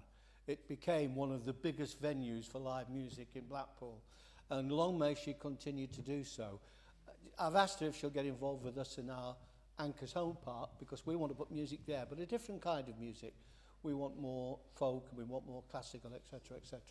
So the parks in Blackpool, you're quite right in saying they are the best, but I'd be amiss not to give thanks to something on my own doorstep, which is the Friends of East Pines Park and, of course, Paul Galley, for the work they've done, and I've helped in some small way, in not just transforming the park itself, but the cafe and the garden and all the work that Paul and I as councillors have supported, but the Friends have done. It really has made a huge difference, and Paul and I are extremely excited about the opening of Anchorstone Park, because that's going to be on a different scale completely. So it's one thing that we can all say collectively, and it is collectively, we've made a huge difference to Blackpool. Thank you, Councillor Williams. Councillor Danny Scott. Thank you, Lady Mayor. Yes, I think Blackpool would not be Blackpool without the volunteers that we have in this town. And we've spoken about certain individuals. I'd like to speak briefly about one tonight who we have sadly lost quite recently. Just about 5 years ago, a chap called Alan Darling and his partner Michael Higgins set up the Friends of Jubilee Gardens, and they absolutely transformed that place into a place now where we get nothing but compliments from people as they pass through every single day. It's an absolute pleasure to walk down there. Unfortunately, Alan passed away a couple of months ago, but we have got a nice little bench in his honour with a little plaque with his name on it, next to a bit of the garden which is sectioned off and is sponsored by the Pembroke Hotel, which he owned and worked in. But I just wanted to say a big thank you to Alan, and to congratulate his Michael Higgins, who is continuing on the work, who I'm sure there are hard-working volunteers about, but I have yet to meet this man's match, and I can just say to this man, well done, and thank you for all the work you've done. Thank you, Lady Mayor. Thank you, Councillor Scott. Councillor Williams, the lady that you are thinking of is Carol Neal. Carol Neal, is it? Yeah. I met her the other day. Okay, so we've only got a minute left, so if you're going to speak, Councillor Owen, it's got to be less than a minute. Come on, come on, come on.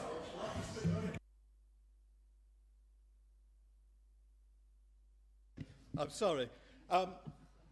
In a context for social inclusion and cohesion, I wonder whether the Deputy Leader would share with me one of the Council's largely unremarked successes, and that has been the credit union. I say the Council's credit union because it was part of our anti-poverty strategy. We were concerned to try and help the local community avoid the loan sharks, the bright houses of this world. And we established its financial credibility by basing it largely on the Council's own computers and with employers as partners, so that savings and deductions, loans, were paid out of payroll deduction. In the summer of 2009, 10 years ago, we made the very first loan of £300.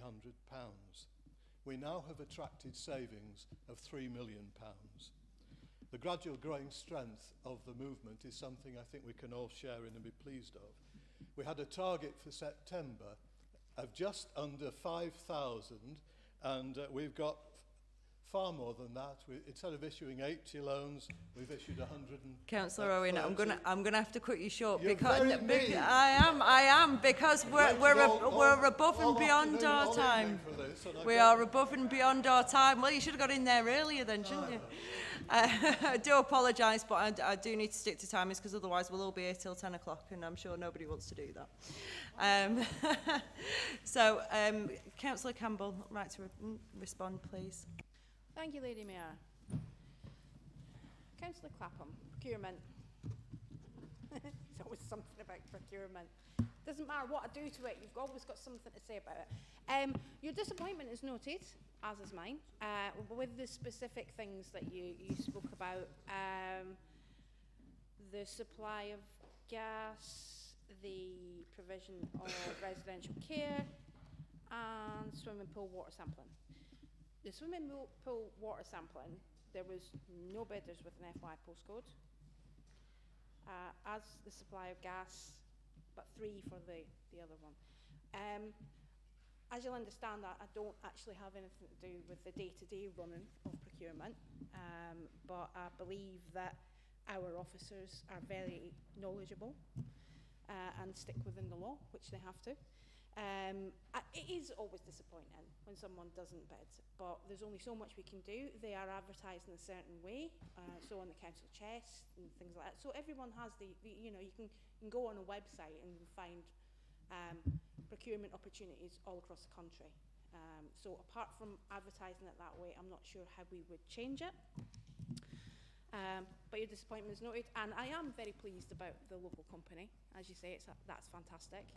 Not sure about the Volvo though, or the wagon. Councillor Stansfield, MTV, I'll take a little bit of credit for the switch on, but not much. Yeah, MTV, they do just a little bit. They do a fantastic job. I think this is our fourth year with them. It gets better every year as far as I'm concerned. I didn't hear the thing about busted. I was told about it later, and that is horrifying. Now I was told by an officer who was on duty that night that as soon as it was heard, the gentleman in question was pulled aside and reminded that it was a family audience that he was dealing with. Yeah, well, they can't come back then, that's what I'll say. Did you like busted? Sorry. The concessions, I'll be honest with you, I thought you were talking about the tent, though that was Campbell and Rowley that were in the tent. Not sure about the outside ones. There are rules, as you will see, when you're given your pass, if you will, to go into the switch on. There's only certain things we will allow in to go in. And that's for security more than anything. So we won't allow certain size bags, etc. So I'm assuming that, you know, that's the same. No alcohol being brought in, that kind of thing. But I'm happy to look into that and see if there's anything we can do to help. Because, as you say, it can turn out to be quite an expensive night if you've got a family. Councillor Mrs Callow, M&S. I wasn't aware of the situation because I can't afford to shop at M&S. I really can't. But I will ask officers to speak to them about the signage especially and the doors. But as I say, up until tonight I had no idea that was an issue. But we are also in talks with M&S anyway about, you know, the future of them staying in town, etc. Councillor Williams, future high streets public consultation.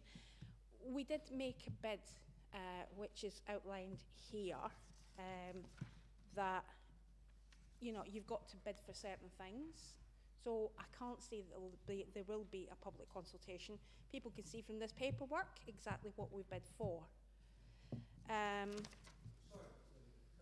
Could I just ask, could you just repeat? Councillor Williams, you can't, I'm afraid. Councillor Mrs Callow, one-bed flats, yeah. They were actually what they call studio flats that we're replacing, or bedsits for another word. So there is still demand for one-bed flats for single people, and that's why we will be replacing them there, because a lot of folk can't live in a two-bed because they may have the bedroom tax and things like that to think about. Councillor Scott, domestic waste, square bins, I think I've written down here.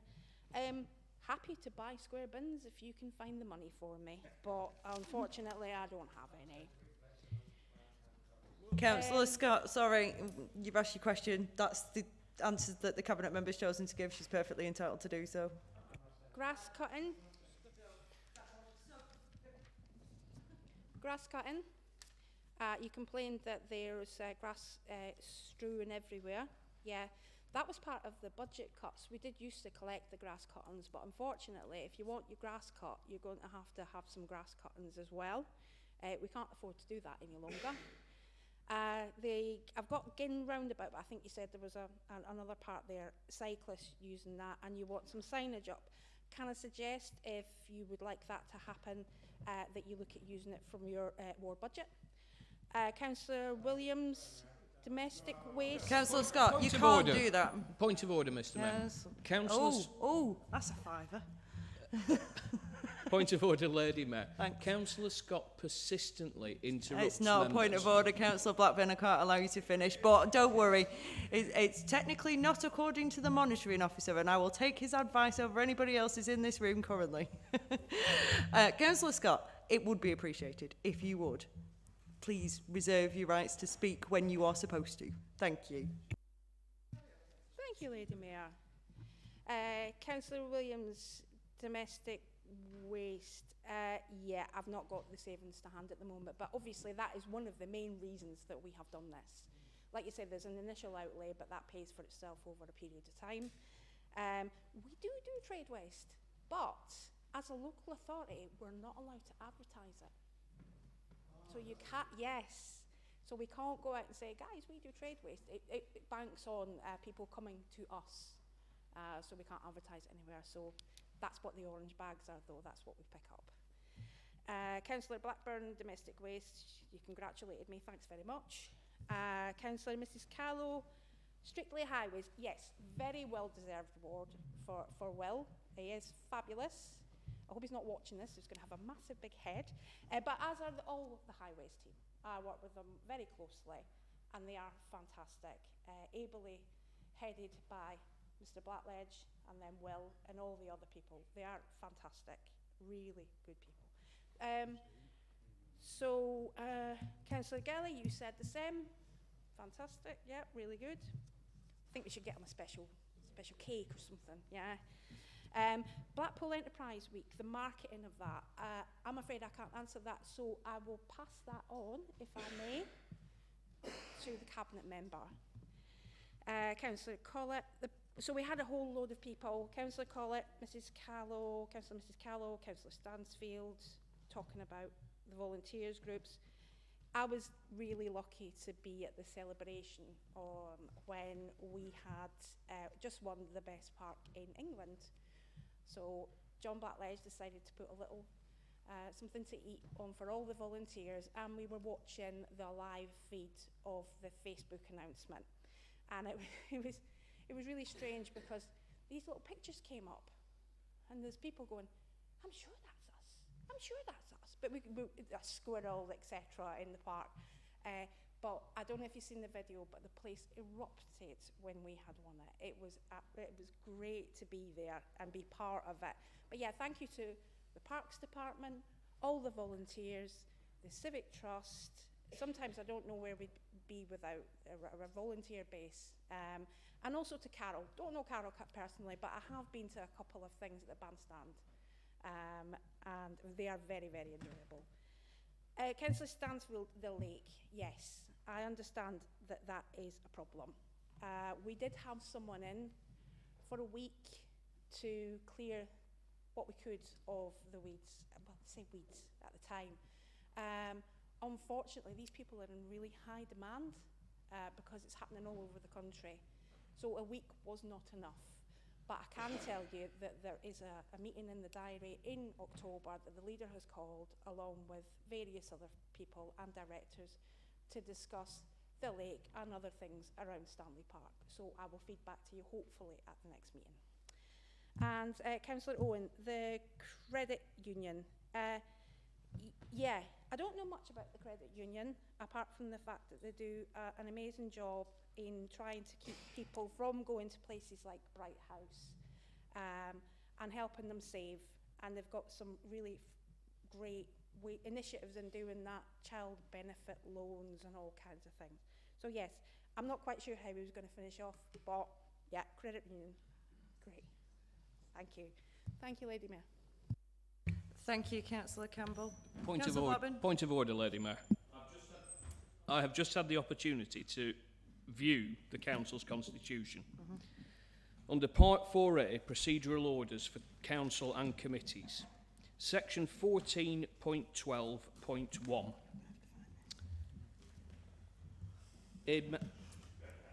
A member may raise a point of order at any time. The Mayor will hear it immediately. A point of order may only relate to an alleged breach of these council procedural standing orders or the law. the member must indicate the procedural standing order or law and the way in which he or she considers it has been broken. I consider that under Part 4A, Procedural Standing Orders for Council and Committees, Section 10.8 states, no supplementary questions or comments shall be permitted after the response has been given. I would like a ruling from you as to whether or not that is correct. If it is not, yes, so that is correct. So it was a point of order. But you raised it. It's the way you've raised it. The way you've raised it now, Councillor Blackburn, it is a point of order. So this is the form of words that members need to use. Right, okay. In which case, would it be further true, and again I'd request a ruling from the Chair, that in the event that any councillor exceeds the time limit that they are permitted to speak for, or continues to persistently interrupt, I or any other member may move under section 14.12.1 of the Constitution that that member be no longer heard. Yes. You may move that to, if there's such a situation happened, it'd be down to the mayor to yeah, absolutely. Thank you very much. Thank you, Mr. Towers, as well. Thank you, Councillor Blackburn. So it just suffices usually to say, please sit down, please don't do that. But yes, I take your point. Councillor Graham Kane, Deputy Leader. Oh, sorry, I do apologise. Councillor Smith, you were asked to answer a question, weren't you, on behalf of Councillor Campbell? My fault. By all means. Thank you, Lady Mayor, and Councillor Campbell for passing the question over to myself. Yes, Enterprise, I was trying to think how many years we've been doing this now. I think it's about 4 or 5 years, which is a big success across the town. This week has been held between the 18th and the 22nd November, and where possible I attend as many sections of events as possible, and Councillor Campbell, you're very welcome to attend as well. I know you show strong interest in the economics of the town. We market it through Blackpool Limited.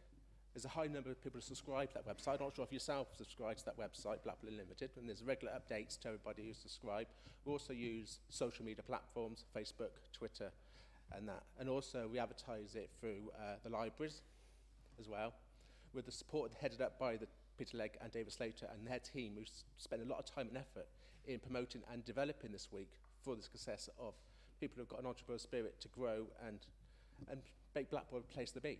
Also, we also do interviews on the Radio Wave and Radio Lancashire to promote the event more widely as well. So we do our best where possible to, within the budget we have, to promote the event as widely as possible. Thank you, Councillor Smith. Sorry, we'll try that again, shall we, Councillor Kane? Councillor Kane, your report. Thank you, Lady Mayor. Neil, close. Before I do present the report, Lady Mayor, I'd just like to say a big thank you to people both across the chamber and officers of the council that have been extremely supportive to myself during the particular last 3 months due to my partner being extremely unwell and continues with not being well. So I just want to put on record a massive thank you, because I've had lots of messages of support and kind messages, and I appreciate that. I wasn't here at the last meeting due to being at the bedside at the hospital, but I just want to put on record my appreciations to all councillors that have been in touch, all the comments they've made, and the officers for the support and the support that I've had on covering any meetings that I haven't been able to attend, particularly corporate parent panel, which Councillor Scott kindly stepped into, which I very much appreciate. So I just want to put that on record. And I have noticed one thing as I was getting something to eat earlier. Councillor Roberts passed me. We exchanged good evening, but I haven't seen him since in the chamber. So I do hope that Councillor Roberts is okay, because I haven't seen him and there were no apologies given. So Councillor Robertson from the Waterloo ward. Just want to express that hope he's okay, that's all. With that, Lady Mayor, happy to present the report and hopefully answer any questions or comments that come out of there. Thank you very much. Thank you very much, Councillor Kane. So we'll take this again page by page. Page 35. Councillor Scott. Thank you, Lady Mayor. I'd like to comment on the Ofsted work that's currently taking place. I am involved in a number of panels and groups involved with children's services, and in that context come across a lot of the council's staff and officers who are working on children's services under the leadership of Mrs. Booth. And without fail, every single interaction that I have with one of the council's officers in those departments is working diligently, very, very hard under really difficult circumstances. And so I would like to express my thanks to all those staff who are working hard under very challenging times. We've staff shortages, posts that need filling. They're not letting it get them down, or at least they're not showing that they're letting it get them down. So thank you to you all. Thank you, Lady Mayor. Thank you, Councillor Mrs. Scott. Anybody else on page 35? Page 36? Page 37? Page 38? Page 39? Councillor Mrs. Callow. Thank you, Lady Mayor. It's with working with partners and the primary schools that are doing extremely well. But I wonder why, when our children then go to a senior school, they seem to slip back. I don't know what the reason is, and it is a great disappointment to everybody that this is happening when we've got such excellent teachers in the primary schools and good children that really want to learn, and then suddenly it all goes pear-shaped, and it is very worrying for everybody concerned. And I was reading an article a few days ago that soon our schools are going to be oversubscribed, that we've got a lot of children coming up and we haven't got the places. And if I could just, I'm sorry to come on to this sour note, but it has really dismayed me with the Labour Party conference, and we've got delegates suggesting that we get rid of private education. Many sitting MPs and Labour councillors have had the good fortune to go to private schools. Some of their children go to private schools. And if we were to close these and all these children and young adults had to be accommodated in the state system, I don't know where we would find the places. And people who go to private schools and public schools don't all come from a moneyed background. And I can certainly speak for Peter and I. We only had one child and we decided to educate her privately. But this meant that for 11 years we didn't have a holiday. We drove old bangers. That Peter did taxiing in the evenings, all to help to pay for her education. We're not a privileged family, but it was our choice how we spent our money. And it did concern me greatly that the delegates were talking about getting rid of private schools. They're not all there for privileged people. Some children that go there, and I would think the majority in areas like the Fylde Coast, come from ordinary working class backgrounds where their parents only want the best for them, and in particular when they see that the secondary schools are not up to the required standard as the primary schools are. And really, I don't know what the reason for that is, but perhaps, you know, well, I know we're going to address it, but when? Because children only have one chance in life. They're only educated once. And if they fall by the wayside, it's very difficult for them to improve in adulthood. Thank you, Lady Mayor. Thank you, Councillor Mrs. Callow. I've got Councillor Collett next. Thank you, Lady Mayor. Just to note the good results coming out of our students undertaking A-levels and coming from our primary schools. But as a member of the Audit Committee and the Chair of Children's Scrutiny, you start getting précises of things that might be to come, and especially when it comes to GCSE result time. And looking at this report and knowing some of the things that we've heard over the past couple of weeks, this is an absolute disaster for this town. It's how we can have such good quality of childhood education up until for Key Stage 1 and such good quality education for people going to colleges, but have high schools that are going backwards and only one improvement in one high school is a disgrace. A lot of that comes down to the system that is in place. So a lot of them are academies, which means we have very, very little control, very little oversight. But we can't be having this. And I think for too long, this might be just my opinion, but I think for too long, we sort of acknowledge these results and we go, yeah, there must be plans in place. But there have been plans in place for a long time and nothing's getting any better. And actually, this report shows it's getting worse. Since I've only been a councillor for a short period of time, and since Mrs. Booth have taken over, we've talked about the work where we've started to collaborate more with our high schools and how much they are now starting to talk to us. And I can only say from my position of power that that needs to continue. And we need more of that. And people need to come and speak to us so we can understand the situations. I know this age range has children have a lot of issues. People are growing up, but the plans aren't working, and we can't carry on like this. We can't go from good to bad to good again, because why aren't we aiming for great? I know we're streamed on YouTube thanks to our wonderful media team. I doubt there's many people watching, but you never know. So this is a key part of people's lives where they would think about going to colleges. And if they don't get the results they got, many would give up. I didn't get good GCSE results. I left with 5, and one of them definitely wasn't maths. But now I've got a brilliant career as a nurse, and I'm a representative of my town.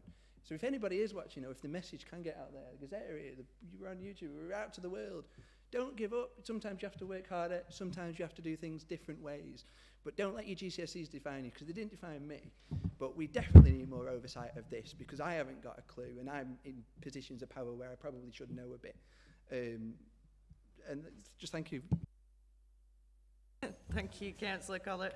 I've got Councillor Clapham next.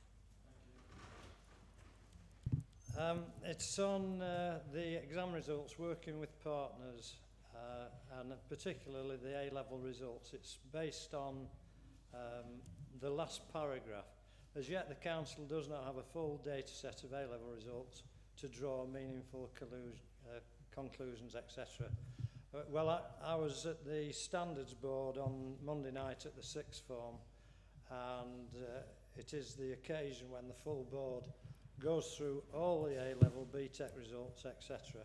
So I had a word with the principal and I said, can I have a nice little paragraph just to state how well the sixth form has done? And this is from Jill Gray, the principal. It is not my wording. But for potential parents, new parents with children at the sixth form college, I know I'm looking at 2 o'clock. Councillor Campbell and I have to declare an interest. I know this will be good news. Blackpool 6 once again had a strong set of level 3 results with 100% pass rate for 50 courses, 100% pass rate for BTEC, and 98% pass rate on the A-level courses against the backdrop of more challenging and robust linear qualifications. For those that are not in the education industry, there are no more modules. It is end exam result as it used to be when I was at school. Half of the A-level grades were A star, A or B, and 87% of BTEC level 3 students achieved the highest possible grades of a distinction star. In other words, they are a brilliant set of results at Blackpool 6. And I don't agree with what Councillor Collett has just said in terms of the work that's been doing in academies and the secondary sector. There is a tremendous amount of work going in there, upgrading teachers, giving them support, children support, and parents. And I think the way it's going with FCAT in place and the teaching college, that they will improve year on year. And I don't think it's a matter of looking at cohorts and saying they go down one year and they go down the next. That's life. Everything has a ripple, and the fact that linear exams are now coming in, they are harder, far harder now than they've been for a decade, 2 decades. And your memory's got to be spot on. So, Councillor Collett, it's a good job you've gone through the system. You won't be tested again. And I'm glad you found a career that suits you. That's what teaching is all about. What talent has the child got? What interests have they got? And you channel them in that direction. They will then be successful. It's not a matter about the bundle of A-levels, O-levels or whatever. Thank you, That's Councillor the all-round Clapham. child. Councillor Smith? Thank you, Lady Mayor. I wanted to declare an interest at the beginning of this because I'm going to refer to myself and my daughter, who's also at primary school, and I'm a governor at Leighton Primary School, the outstanding Leighton Primary School. And as a parent, she's in year 6, and next year she'll be going to high school, you know, year 7. So I've been doing the parent walk around the schools, speaking to the teachers in the high schools and seeing what the best school for her to go to. And I get a feeling there's a bit positive around there. I just hope they deliver. You know, they send the buzzwords, we're communicating, we're liaising with the schools, we're going to be helping the students. I just hope that they follow up on that and deliver, not just my daughter, for all the children of Blackpool and the wider community. Okay? Thank you, Councillor Smith. I think I saw Councillor Williams. Are you okay? Councillor Mitchell, sorry. Thank you, Lady Mayor. I concur with Councillor Collett's comments. I'm afraid I can't be very philosophical about this. I find it a deeply personal and political thing. We've had some reference to private schools and academisation. Well, I can tell you I was a bitter opponent of academisation in this town, and I was completely right. I don't agree. I don't think many people now disagree with me. And I wish I could say, that's life, we'll have a good year next year. But how many years have we been saying that? It's a heck of a long time, and there's very little, if any, prospects for improvement. I'm afraid some of the drivers of academisation coincide with the drivers of private schooling. It's the belief that some people are better, some people will necessarily ascend to the top, that academy change will prove themselves to be superior to public sector change. How long has that been? I also declared an interest as a governor at Leighton Primary School. It's an outstanding school, not just because it's been ranked as such by the inspectors, but it's known to be by everybody who has involvement with that school. It is the community ethos that has driven it for many, many years. And yet we hear people in our society saying, education is just it could be bought and sold. And it's been inferred that private education can be achieved by people with less means. And really, people who can afford several £1,000s a term. Well, it's not accessible. But even if it were accessible, I tell you, private education has led again and again to a culture of snobbery, the belief by some people that they are better, they are the chosen ones, and it often leads to atrocious behaviour in private and in public. And to look at that, to note that, we just have a look at number 10 Downing Street, the best example to everybody. Thank you, Councillor Mitchell. Anybody else on page 39? Councillor Scott. Thank you, Lady Mayor. Difficult to disagree with Councillor Collett, but what I did hear tonight here was from other councillors talk about outstanding schools, etc. And I believe something like community ethos from the outstanding school that certain children go to, certain councillors' children go to. Of course, when you talk about outstanding, what we're talking about is Ofsted reports and outstanding schools. And I think that it is essential that schools are audited. If they are not audited, I dread to think what this town would be like. And just recently, just listen to a little bit of the Labour conference. It is their intention to scrap the watchdog Ofsted as unfit for purpose. I have no idea what will happen to the schools around this place in Blackpool when they're working so hard. And we have 2 young ladies in our lives, 5 years of age at the moment, going to school, and a 6-month-old granddaughter. And we look forward to their education in Blackpool. And I would hope and pray that Ofsted or something very, very similar, it will still be around when they're going through the education system. I have no idea what they're going to replace Ofsted with. I'm only making an assumption that they're just going to get rid of Ofsted and not have any checks in any schools. I dread to think the state of the schools for the future of this country. Thank you, Lady Mayor. Thank you, Councillor Scott. Councillor Rick Scott. I'll just reiterate what Councillor Scott has said on the subject of Ofsted. I remember a few years ago when it was first brought in, and I was at a parents' evening, and I actually said to the teacher, I think this is a good idea, because in other walks of life, everybody is checked and looked at, and if you're not fit for purpose, then you shouldn't be teaching children. And it was aghast with that, as a lot of teachers were against Ofsted, because why should we be subject to checks? But it's like every walk of life. Why shouldn't you be? If you're good at your job, then you'd have no qualms about it. I know in certain schools that some are dealt that going back to the private system about the smaller classes and the teacher-pupil ratio, etc.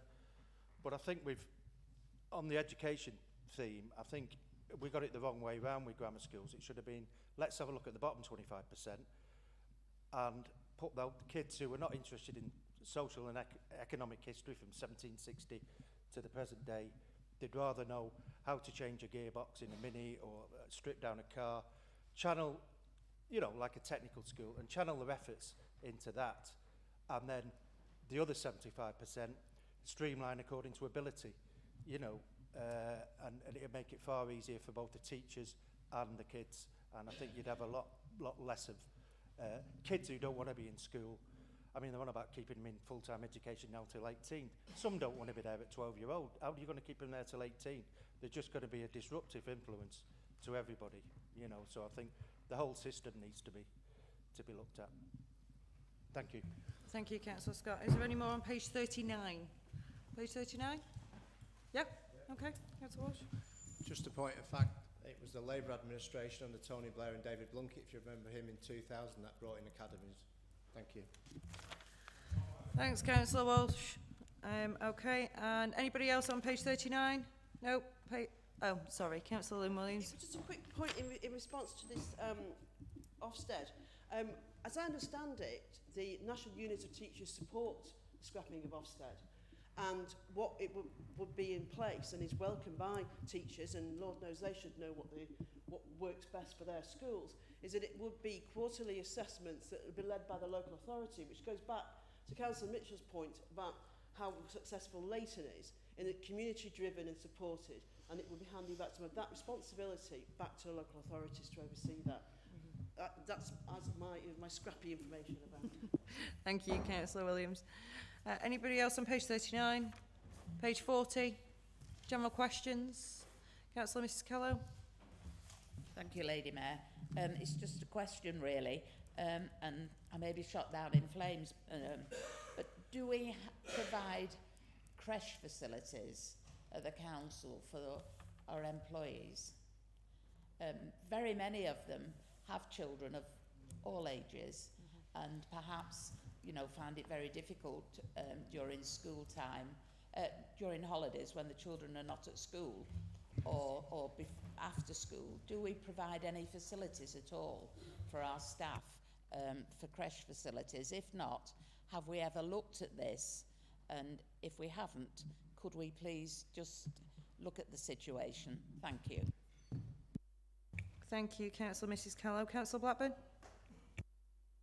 Thank you, Lady Mayor. Two points. The first is that I want to congratulate Councillor Kane and everybody who's worked alongside him, and that's many members on both sides of the chamber, I have to say, who are supporting our efforts in terms of the Ofsted Improvement Notice. This is a phenomenally difficult challenge, and it is an improvement journey which will last for 3 years and will then take a decade to embed that change to make sure that we don't end up in this situation again. But I think everybody is united in that aim and in that endeavour. But it's not just Councillor Kane's job. It is all of our jobs to make sure that that happens. And I want to thank everybody who's contributed to that agenda. My final point, and I guess I would say this, wouldn't I, having had a very privileged education myself, but being a member of the Labour Party, that I think it is unfortunate that for more than 60 years, education policy has been debated in a dogmatic and idealistic way, and that children have been overlooked as part of that debate. And politicians in Westminster chopping and changing between education systems. Every time it's happened, and we can talk about the Labour academies of the early 2000s, I completely acknowledge Councillor Walsh's point. We can talk about the Labour Party's proposals now. We can talk about whether Ofsted was a good thing or a bad thing. But I think what we all ought to be able to agree on is that where local authorities have a presence in a school, where communities and parents have a presence in the school, the children are much more likely to thrive. And I think if we could stop education being a political battle and look at what we want our children to be able to achieve as the next generation of workers in this country, we'd do an awful lot better. Thank you, Lady Mayor. Thank you, Councillor Blackburn. Anybody else general questions? Okay, Councillor Kane. Thank you, Madam Mayor. I was expecting a few more, to be honest, at the end. Right. A lot of those, Lady Mayor, were observations and comments rather than questions. And I'd like to just, you know, there isn't any specifics. Well, there is a couple of specifics I do want to bring out. And so generally, like I said, there was comments there. And I think that, yes, we don't control what goes on in Westminster. And it is factual that where we are involved, and the community and the parents and everybody else in the locality, it does show improvements. I just want to pick out the comment there that Councillor Clapham made, Lady Mayor. I'm pleased that you went yesterday to Councillor Clapham and you got that quote from the principal, because I recall on the day that the results were being announced, the television were actually at the sixth form. And there was only there, in my view, because the view was that they were going to get good results, and they were outstanding, and everything that went on there. And it put Blackpool on the map, which, again, you know, I think is important that that message is getting across, that people can get a good education, and that just proved it there by getting that coverage. And that just didn't go regional. I think it went national as well. So I do think that, you know, credit to all the people involved at the sixth form and all our further education. I think they're doing a marvellous job, and it is difficult in difficult circumstances. With a lot of the other comments that were made, we're working. Well, I'm fortunate that in one way, I'm fortunate that I'm got children's services for my remit, but when I'm saying I'm fortunate, it is a challenge. I acknowledge the progress that we've made. I've got to reaffirm the commitment that is made from the DCS and all of the staff that work for Diane. She's done a tremendous job.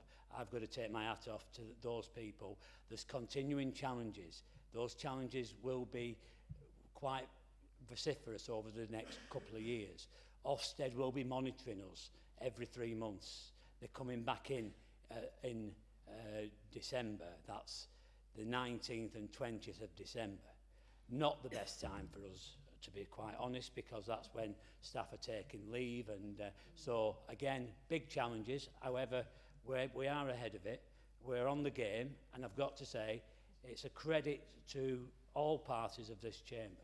And I'm really pleased that we have Councillor Michelle Scott, Councillor Danny Scott on the improvement, which getting to good board now. We had it as the Children's Service Improvement Board, but we took a decision, myself along with Diane, that is that good enough? No, it's not. What do we want? What do we want for our children in Blackpool? We want them to, and the service to get to good.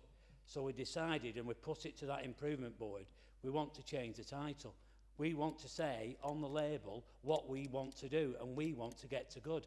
That is now called the Getting to Good Board, and I'm really pleased that it has party representation on there, because that is the only way that we're going to achieve this. There's no political scoring on this one. I've been given a job by the leader. It wasn't one that I wanted, I must say, when I took it on 5 years ago, but I'm taking it on, and I'm going to make sure that we give every child the best opportunity we can in education and in social care. And I think that's only going to happen by working together. We cannot do it. I'm not here to start scoring points. I don't believe that's it. I don't know all the things that have gone on in Westminster or down in Brighton. And to be quite honest, I've been busy here in Blackpool, where I think my time is better spent than down in Brighton, where people can posture and do what they like. I'm just pleased that they're now back in the chamber and they can carry on the colouring in that they do down there and leave the decision making to us that's here. The decision making has to be done by local people, elected members, for local people to make the best and to continue to improve the services of our children. There's a couple more that I don't want to miss anything.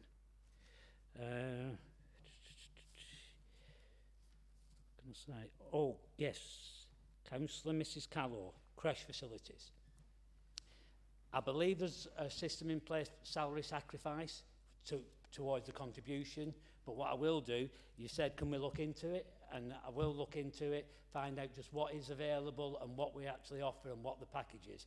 I do know elected members can claim for childcare, so you know, it is important that we have, but I don't think at this moment that we actually have a creche facility, but we do have a facility where people can get childcare and other care as well. It's not just childcare, as I personally now know that having had my recent carers assessment. So I do know that we do offer packages of care across the patch, but we will look into it, and I'll put it into a further report of just what we can do.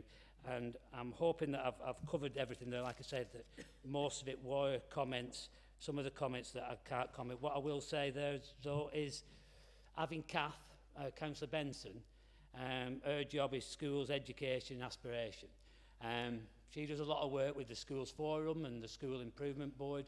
The School Improvement Board is school-led, and it is difficult when it's like, is it academies, is it not?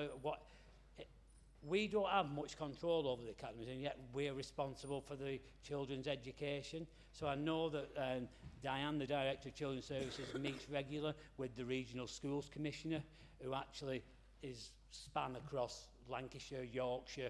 So she's got a plethora of responsibilities, but that's where the people can make the decisions. If we've got failing schools, yeah, bring somebody in to help them failing schools, which we do. However, we don't want any school to fail. Regarding the numbers we've got at the moment, somebody mentioned about oversubscribed. We have enough. There's a new opening of the Armfield Academy, and that's going to create some surplus there. But we will have surplus spaces within the town, particularly around the primary into secondary. There'll be spaces in about 3 years. But what I'll do, I'll report back here when we've got some firmed up more details. But I am pleased to say that Councillor Benson goes to all the schools forums, all the school improvement, and we are continually, I know that she's continually working with the officers to try and get the best. And like I say, I'm here primarily to make sure that we give every child in this town the best opportunities that we can for them to prosper for the future. And whilst I've got that job, that's what I'll continue to do in support of everybody around this chamber. Thank you, Lady Mayor. Thank you, Councillor Kane. Moving on to the Combined Fire Authority report. I believe, Councillor Williams, it's yours. Thank you, Lady Mayor. Yeah, I proud to present the report actually on behalf of Councillor Blackburn, Councillor Jackson and myself, all of whom attend the CFA. It's a report as you read it. The CFA is in good hands. It's in good health, and we should be proud of the service that we've got. Financially quite stable, very stable. And going forward, and I just point out that I'm delighted that the Police and Crime Commissioner has again received, or we received his assurance that he doesn't intend to impend onto the management of that service. And I think that's the best way forward, not from a political standpoint, I think the fire service should be run by people who are firemen, and the police should be run by people who are police. And the final thing I'd like to point out is the carbon management plan. And it just shows by following this plan how much money can be saved. The service has achieved an overall reduction of 23% by March against, I think it was a measurement of 40%, which is the visionary target. And during that period, they've actually saved £672,000, which is quite commendable. So I'm happy to present this report. Thank you, Councillor Williams. Have we got any questions for Councillor Williams on the report? Are you going to do it? No, I'm just going to second it, Lady Mayor. Oh, right, okay. Fair enough. Are there any other comments, questions for Councillor Williams? Okay, thank you. Moving on, Councillor Mrs Keller, I believe you're presenting the report for the Scrutiny Leadership Board. Thank you, Lady Mayor. Yes, on presenting this report, I would just like to thank all the members of this committee and all the staff involved. This is something new that was set up in May after the local elections. As some members who were around last year will remember the North West employers coming in and looking at our scrutiny system and coming up with some very good suggestions of how we can improve scrutiny, because I think at times people felt that if you were on a scrutiny committee, it was a Cinderella, and it's certainly not. It is just so important, and it's very important not just for the council but for the people of Blackpool as well. And I am very encouraged, Lady Mayor, by the response that we've had from members and how enthusiastic they are, and that is absolutely great. We have had 2 meetings so far, a formal one and an informal one, and they've both been exceedingly good. And I would like to thank Councillor Blackburn as well for his input in this. He came to the informal meeting, and I know that the members that were there found it all very interesting. And the last paragraph, I think, just sums it up really, Lady Mayor, that the conclusion is that we're at the start of a very long process to improve scrutiny at Blackpool. We've got 4 years to prove ourselves, but I feel very confident indeed that if we continue as we've started out, then we will achieve the goal that we want at the end of the day. Thank you. And I welcome any questions. Thank you. Thank you, Councillor Mrs Keller. Have we got any questions on that particular item? There you go, marvellous. You're doing a wonderful job. Nobody's got any questions. Moving on to agenda item 7, just before we carry on with the business, I would like to pass on, if it's okay with yourself, Councillor Williams, my best wishes to Councillor Henderson. I know some of us haven't seen her for a little while. And with that in mind, I'll call you to propose. Thank you, Lady Mayor. I think, if we don't know, I will enlighten you. Unfortunately, Councillor Henderson has suffered with her eyesight for some time, but not her spirit, and certainly not her temper, let me put it that way. Unfortunately, it got worse, and she actually woke up blind one morning, or with very little vision at all. It was quite obvious that she couldn't stay at home while that was occurring, because she would have problems getting around. So her son, David Henderson, who's the leader of Wyreborough Council, made arrangements for her to be taken into care. And she's had that hospital care and sublunary care after that as well. But she's also now got home, and I believe she's got care at home. I would expect we'll see her very shortly. I believe she's got a little bit of vision back, but her spirits, her enthusiasm, and her love of this town and the honour and duty that she serves have certainly not diminished. So I hope you'll agree with this on item 7, and we can extend her. I'm not quite sure what the legal term is. Well, I could read it, but I've already read it. But all we're accepting is the 6-month extension, which I hope will be accepted. Thank you. Councillor Blackburn. Thank you, Lady Mayor. I'm sure the whole chamber would want to send their good wishes to Councillor Mrs Henderson. I happened to attend a couple of meetings with David, her son, around the time that this happened, and he left me under no illusion that she was still very much as vocal and as determined as ever. It was almost him I felt sorry for at the end of it rather than her. But yes, of course, we're happy to support this, Lady Mayor. Any other speakers? Can we agree? Fabulous. I suspect that will be the least controversial part of this evening. Next, Councillor Kane. You're down. Adult Social Care Health Scrutiny Committee. Agenda item 8. Not guilty. Not you. Oh, well, somebody's given me duff information, love. I do apologise. Is it Councillor Blackburn? Happy He knows. Happy to propose this change, which allows the formation of a Lancashire-wide scrutiny committee, Lady Mayor. Thank you, Councillor Blackburn. Who's seconding? Councillor Owen? Well, I can second it because I'm sure the council will be supporting the particular extension of our standing orders. But I do so in questioning whether any of these moves are good for the NHS. And that's going to be a major decision, it seems to me. I was interested to read the Health Service Journal for the 10th of September. This region and integrated care system has Gary Raphael, who's well known to us in the Health Service in Blackpool, as its financial director. And he's quoted in the journal as having said earlier this month at NHS Expo, somewhat ominously it seems to me, quote, "The place we need to get to is where we can enforce decisions on a majority basis. To get to some of the really tricky decisions, to meet the requirements of the long-term plan, we think the way to do so is to move from 8 CCGs to 1. We think we can get a higher level of unity of decision making as commissioners." Now, these 8 CCGs, Madam Mayor,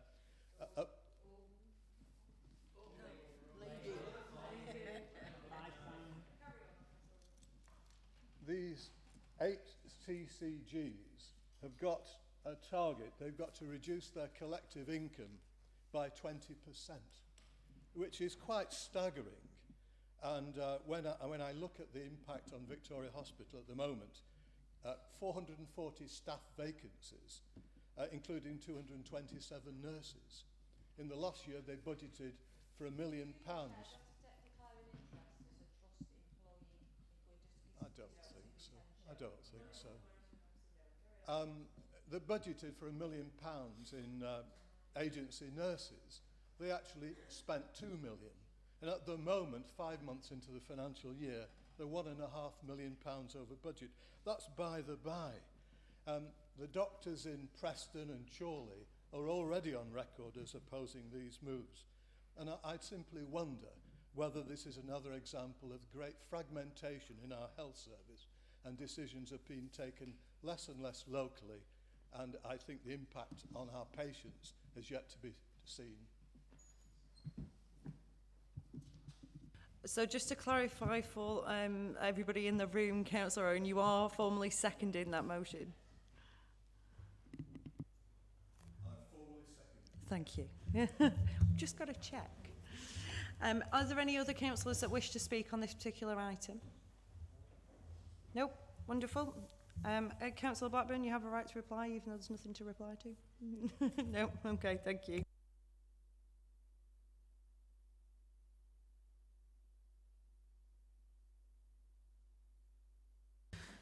Okay, so agenda item 9, notice of motion.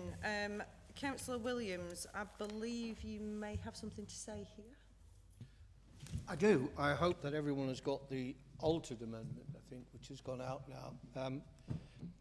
I think in a year where we've agreed on non-essential spending, and the fact that we do enjoy, those who take it, a free VIP pass to the illuminations, when really, other than being elected members, for which we get an allowance for, I think really we shouldn't be taking that much of an advantage. And I think really we should contribute in some way for that privilege, if you like. And I suggested originally a £50 donation, as I believe the ticket price at that point was £79, Lady Mayor. But I subsequently have discovered that it's not, it's £69. So I've removed the £50 suggested donation. Oh, close. To make a change to a member, he has to have the council's permission. It's no point of order, Councillor Taylor, I'm afraid. Why not? Because of the wording, unfortunately. However, I do understand what you're saying. What I'm about to do is I'm about to clarify the amendment and then we'll go forward. Does that help? You agree with my point of order? I agree with what you're saying. That hasn't happened. I'm agreeing with what you were saying. What it is, Councillor Williams, we need to go through the amendment first, which is what I thought you were going to do, but you haven't done that. So we just need to talk about the alteration. So just so we're clear, so this will probably help, if you will allow me. Yeah, of course. Can I just confirm that the alteration to the motion, which has been set out to members earlier today, that the words a donation of £50 per ticket to the Mayor's charity has been replaced with an appropriate donation decided by the Deputy Leader for Place and Tourism to the Mayor's charity or Illuminations Fund. Is that correct? That's correct, Lady Mayor. Yes. Right, so we've got that. Can I seek consent for the council's, from the council for the alteration to the wording before we continue? Agreed. Fabulous. Right? And now we've agreed that, we can go back to it. Apologies, Councillor Taylor. I thought everyone had understood and agreed on that. I just think it would show good to the people of this town that we are in a period of non-essential spending, that we do show that we are prepared to accept that we are honoured in the fact that this is not necessarily a civic event, it's a public event. And I would like, actually, I haven't gone because I enjoy watching it from the top of West Street car park. You can actually see the event, you can see them hear the music play, and when they switch the lights on, you can see all of them. It's brilliant. I think we should have it up there, really. It's great. That's right. And I think there might be a lot of us up there next year. So No. No. Good point. I walk from the Metropole, where I pay. No, it's council business, let's face it. I can only get on the top floor because the rest of the floors are full of people parking their cars who are going to the event. So I'm just suggesting that we make some sort of tokenary gesture by giving a donation either to the Mayor's charity or I would prefer to the Illuminations Fund itself. And I'm leaving the discretion of the amount because I realise not everybody can afford to pay the £50 I originally said in the capable hands of the Deputy Leader. So depends how nice you are to her, depending on how much we've got. But the nice thing would be, wouldn't it be nice if we could then count up how much we've actually raised? And I promise I will start going to the... Yes, I will. I'm not so sure about Sutty, though. You know, I remember him first time round. And Councillors. Yes, that's my suggestion. I hope you'll support this. I think it shows to the public that we are willing to be benevolent and we are willing to support the Illuminations Fund through our gap. Thank you, Lee. Thank you, Councillor Williams. Councillor Blackburn, second. Yep, happy to second, Lady Mayor. Fabulous. Have we got any other speakers on this? Nope. Oh, sorry, Councillor Coleman, I do apologise. Thank you, Lady Mayor. I'm just glad to see that there will be reinstalling the Mayor's attendance at the switch on, because for the last 2 years the Mayor hasn't been as a result of decision made by the Cabinet member.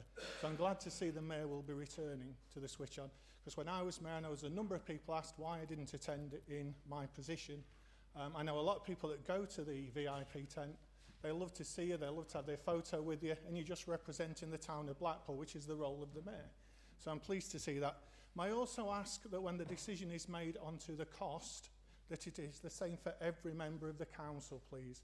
Because we had a decision at the last switch on where every member of the Labour Party were inviting a guest, and there were 6 members on the opposition side that couldn't invite a guest. So we just want to make sure that it's a fair playing field, please. But on the whole, we support. Thank you. Thank you, Councillor Coleman. Anybody else to speak? No, fabulous. Can we take the vote then, please? All those in... Oh, sorry. Right to reply, Councillor Williams, if you wanted one. I do apologise, my fault. Thank you, Lady Mayor. Thanks very much for seconding Councillor Blackburn and for the kind remarks there. I'm glad everybody agrees with this. I think it puts all of us in good standing. And I would like to see probably even more support than we're already giving. I've heard some problems with the tent and how it's placed, etc., etc. And I'm sure we can work that out. I have some ideas about email capture for future marketing, so we're probably doing some of it already. But giving away some prizes in terms of an email capture prize gathering, we can use those emails later on to remarket and to get people back in and continue to offer perhaps a couple of the VIP tickets. I'm sure we do, as prizes. So thank you very much, everyone. Thank you, Councillor Williams. OK, can we vote on the motion? So all those in favour?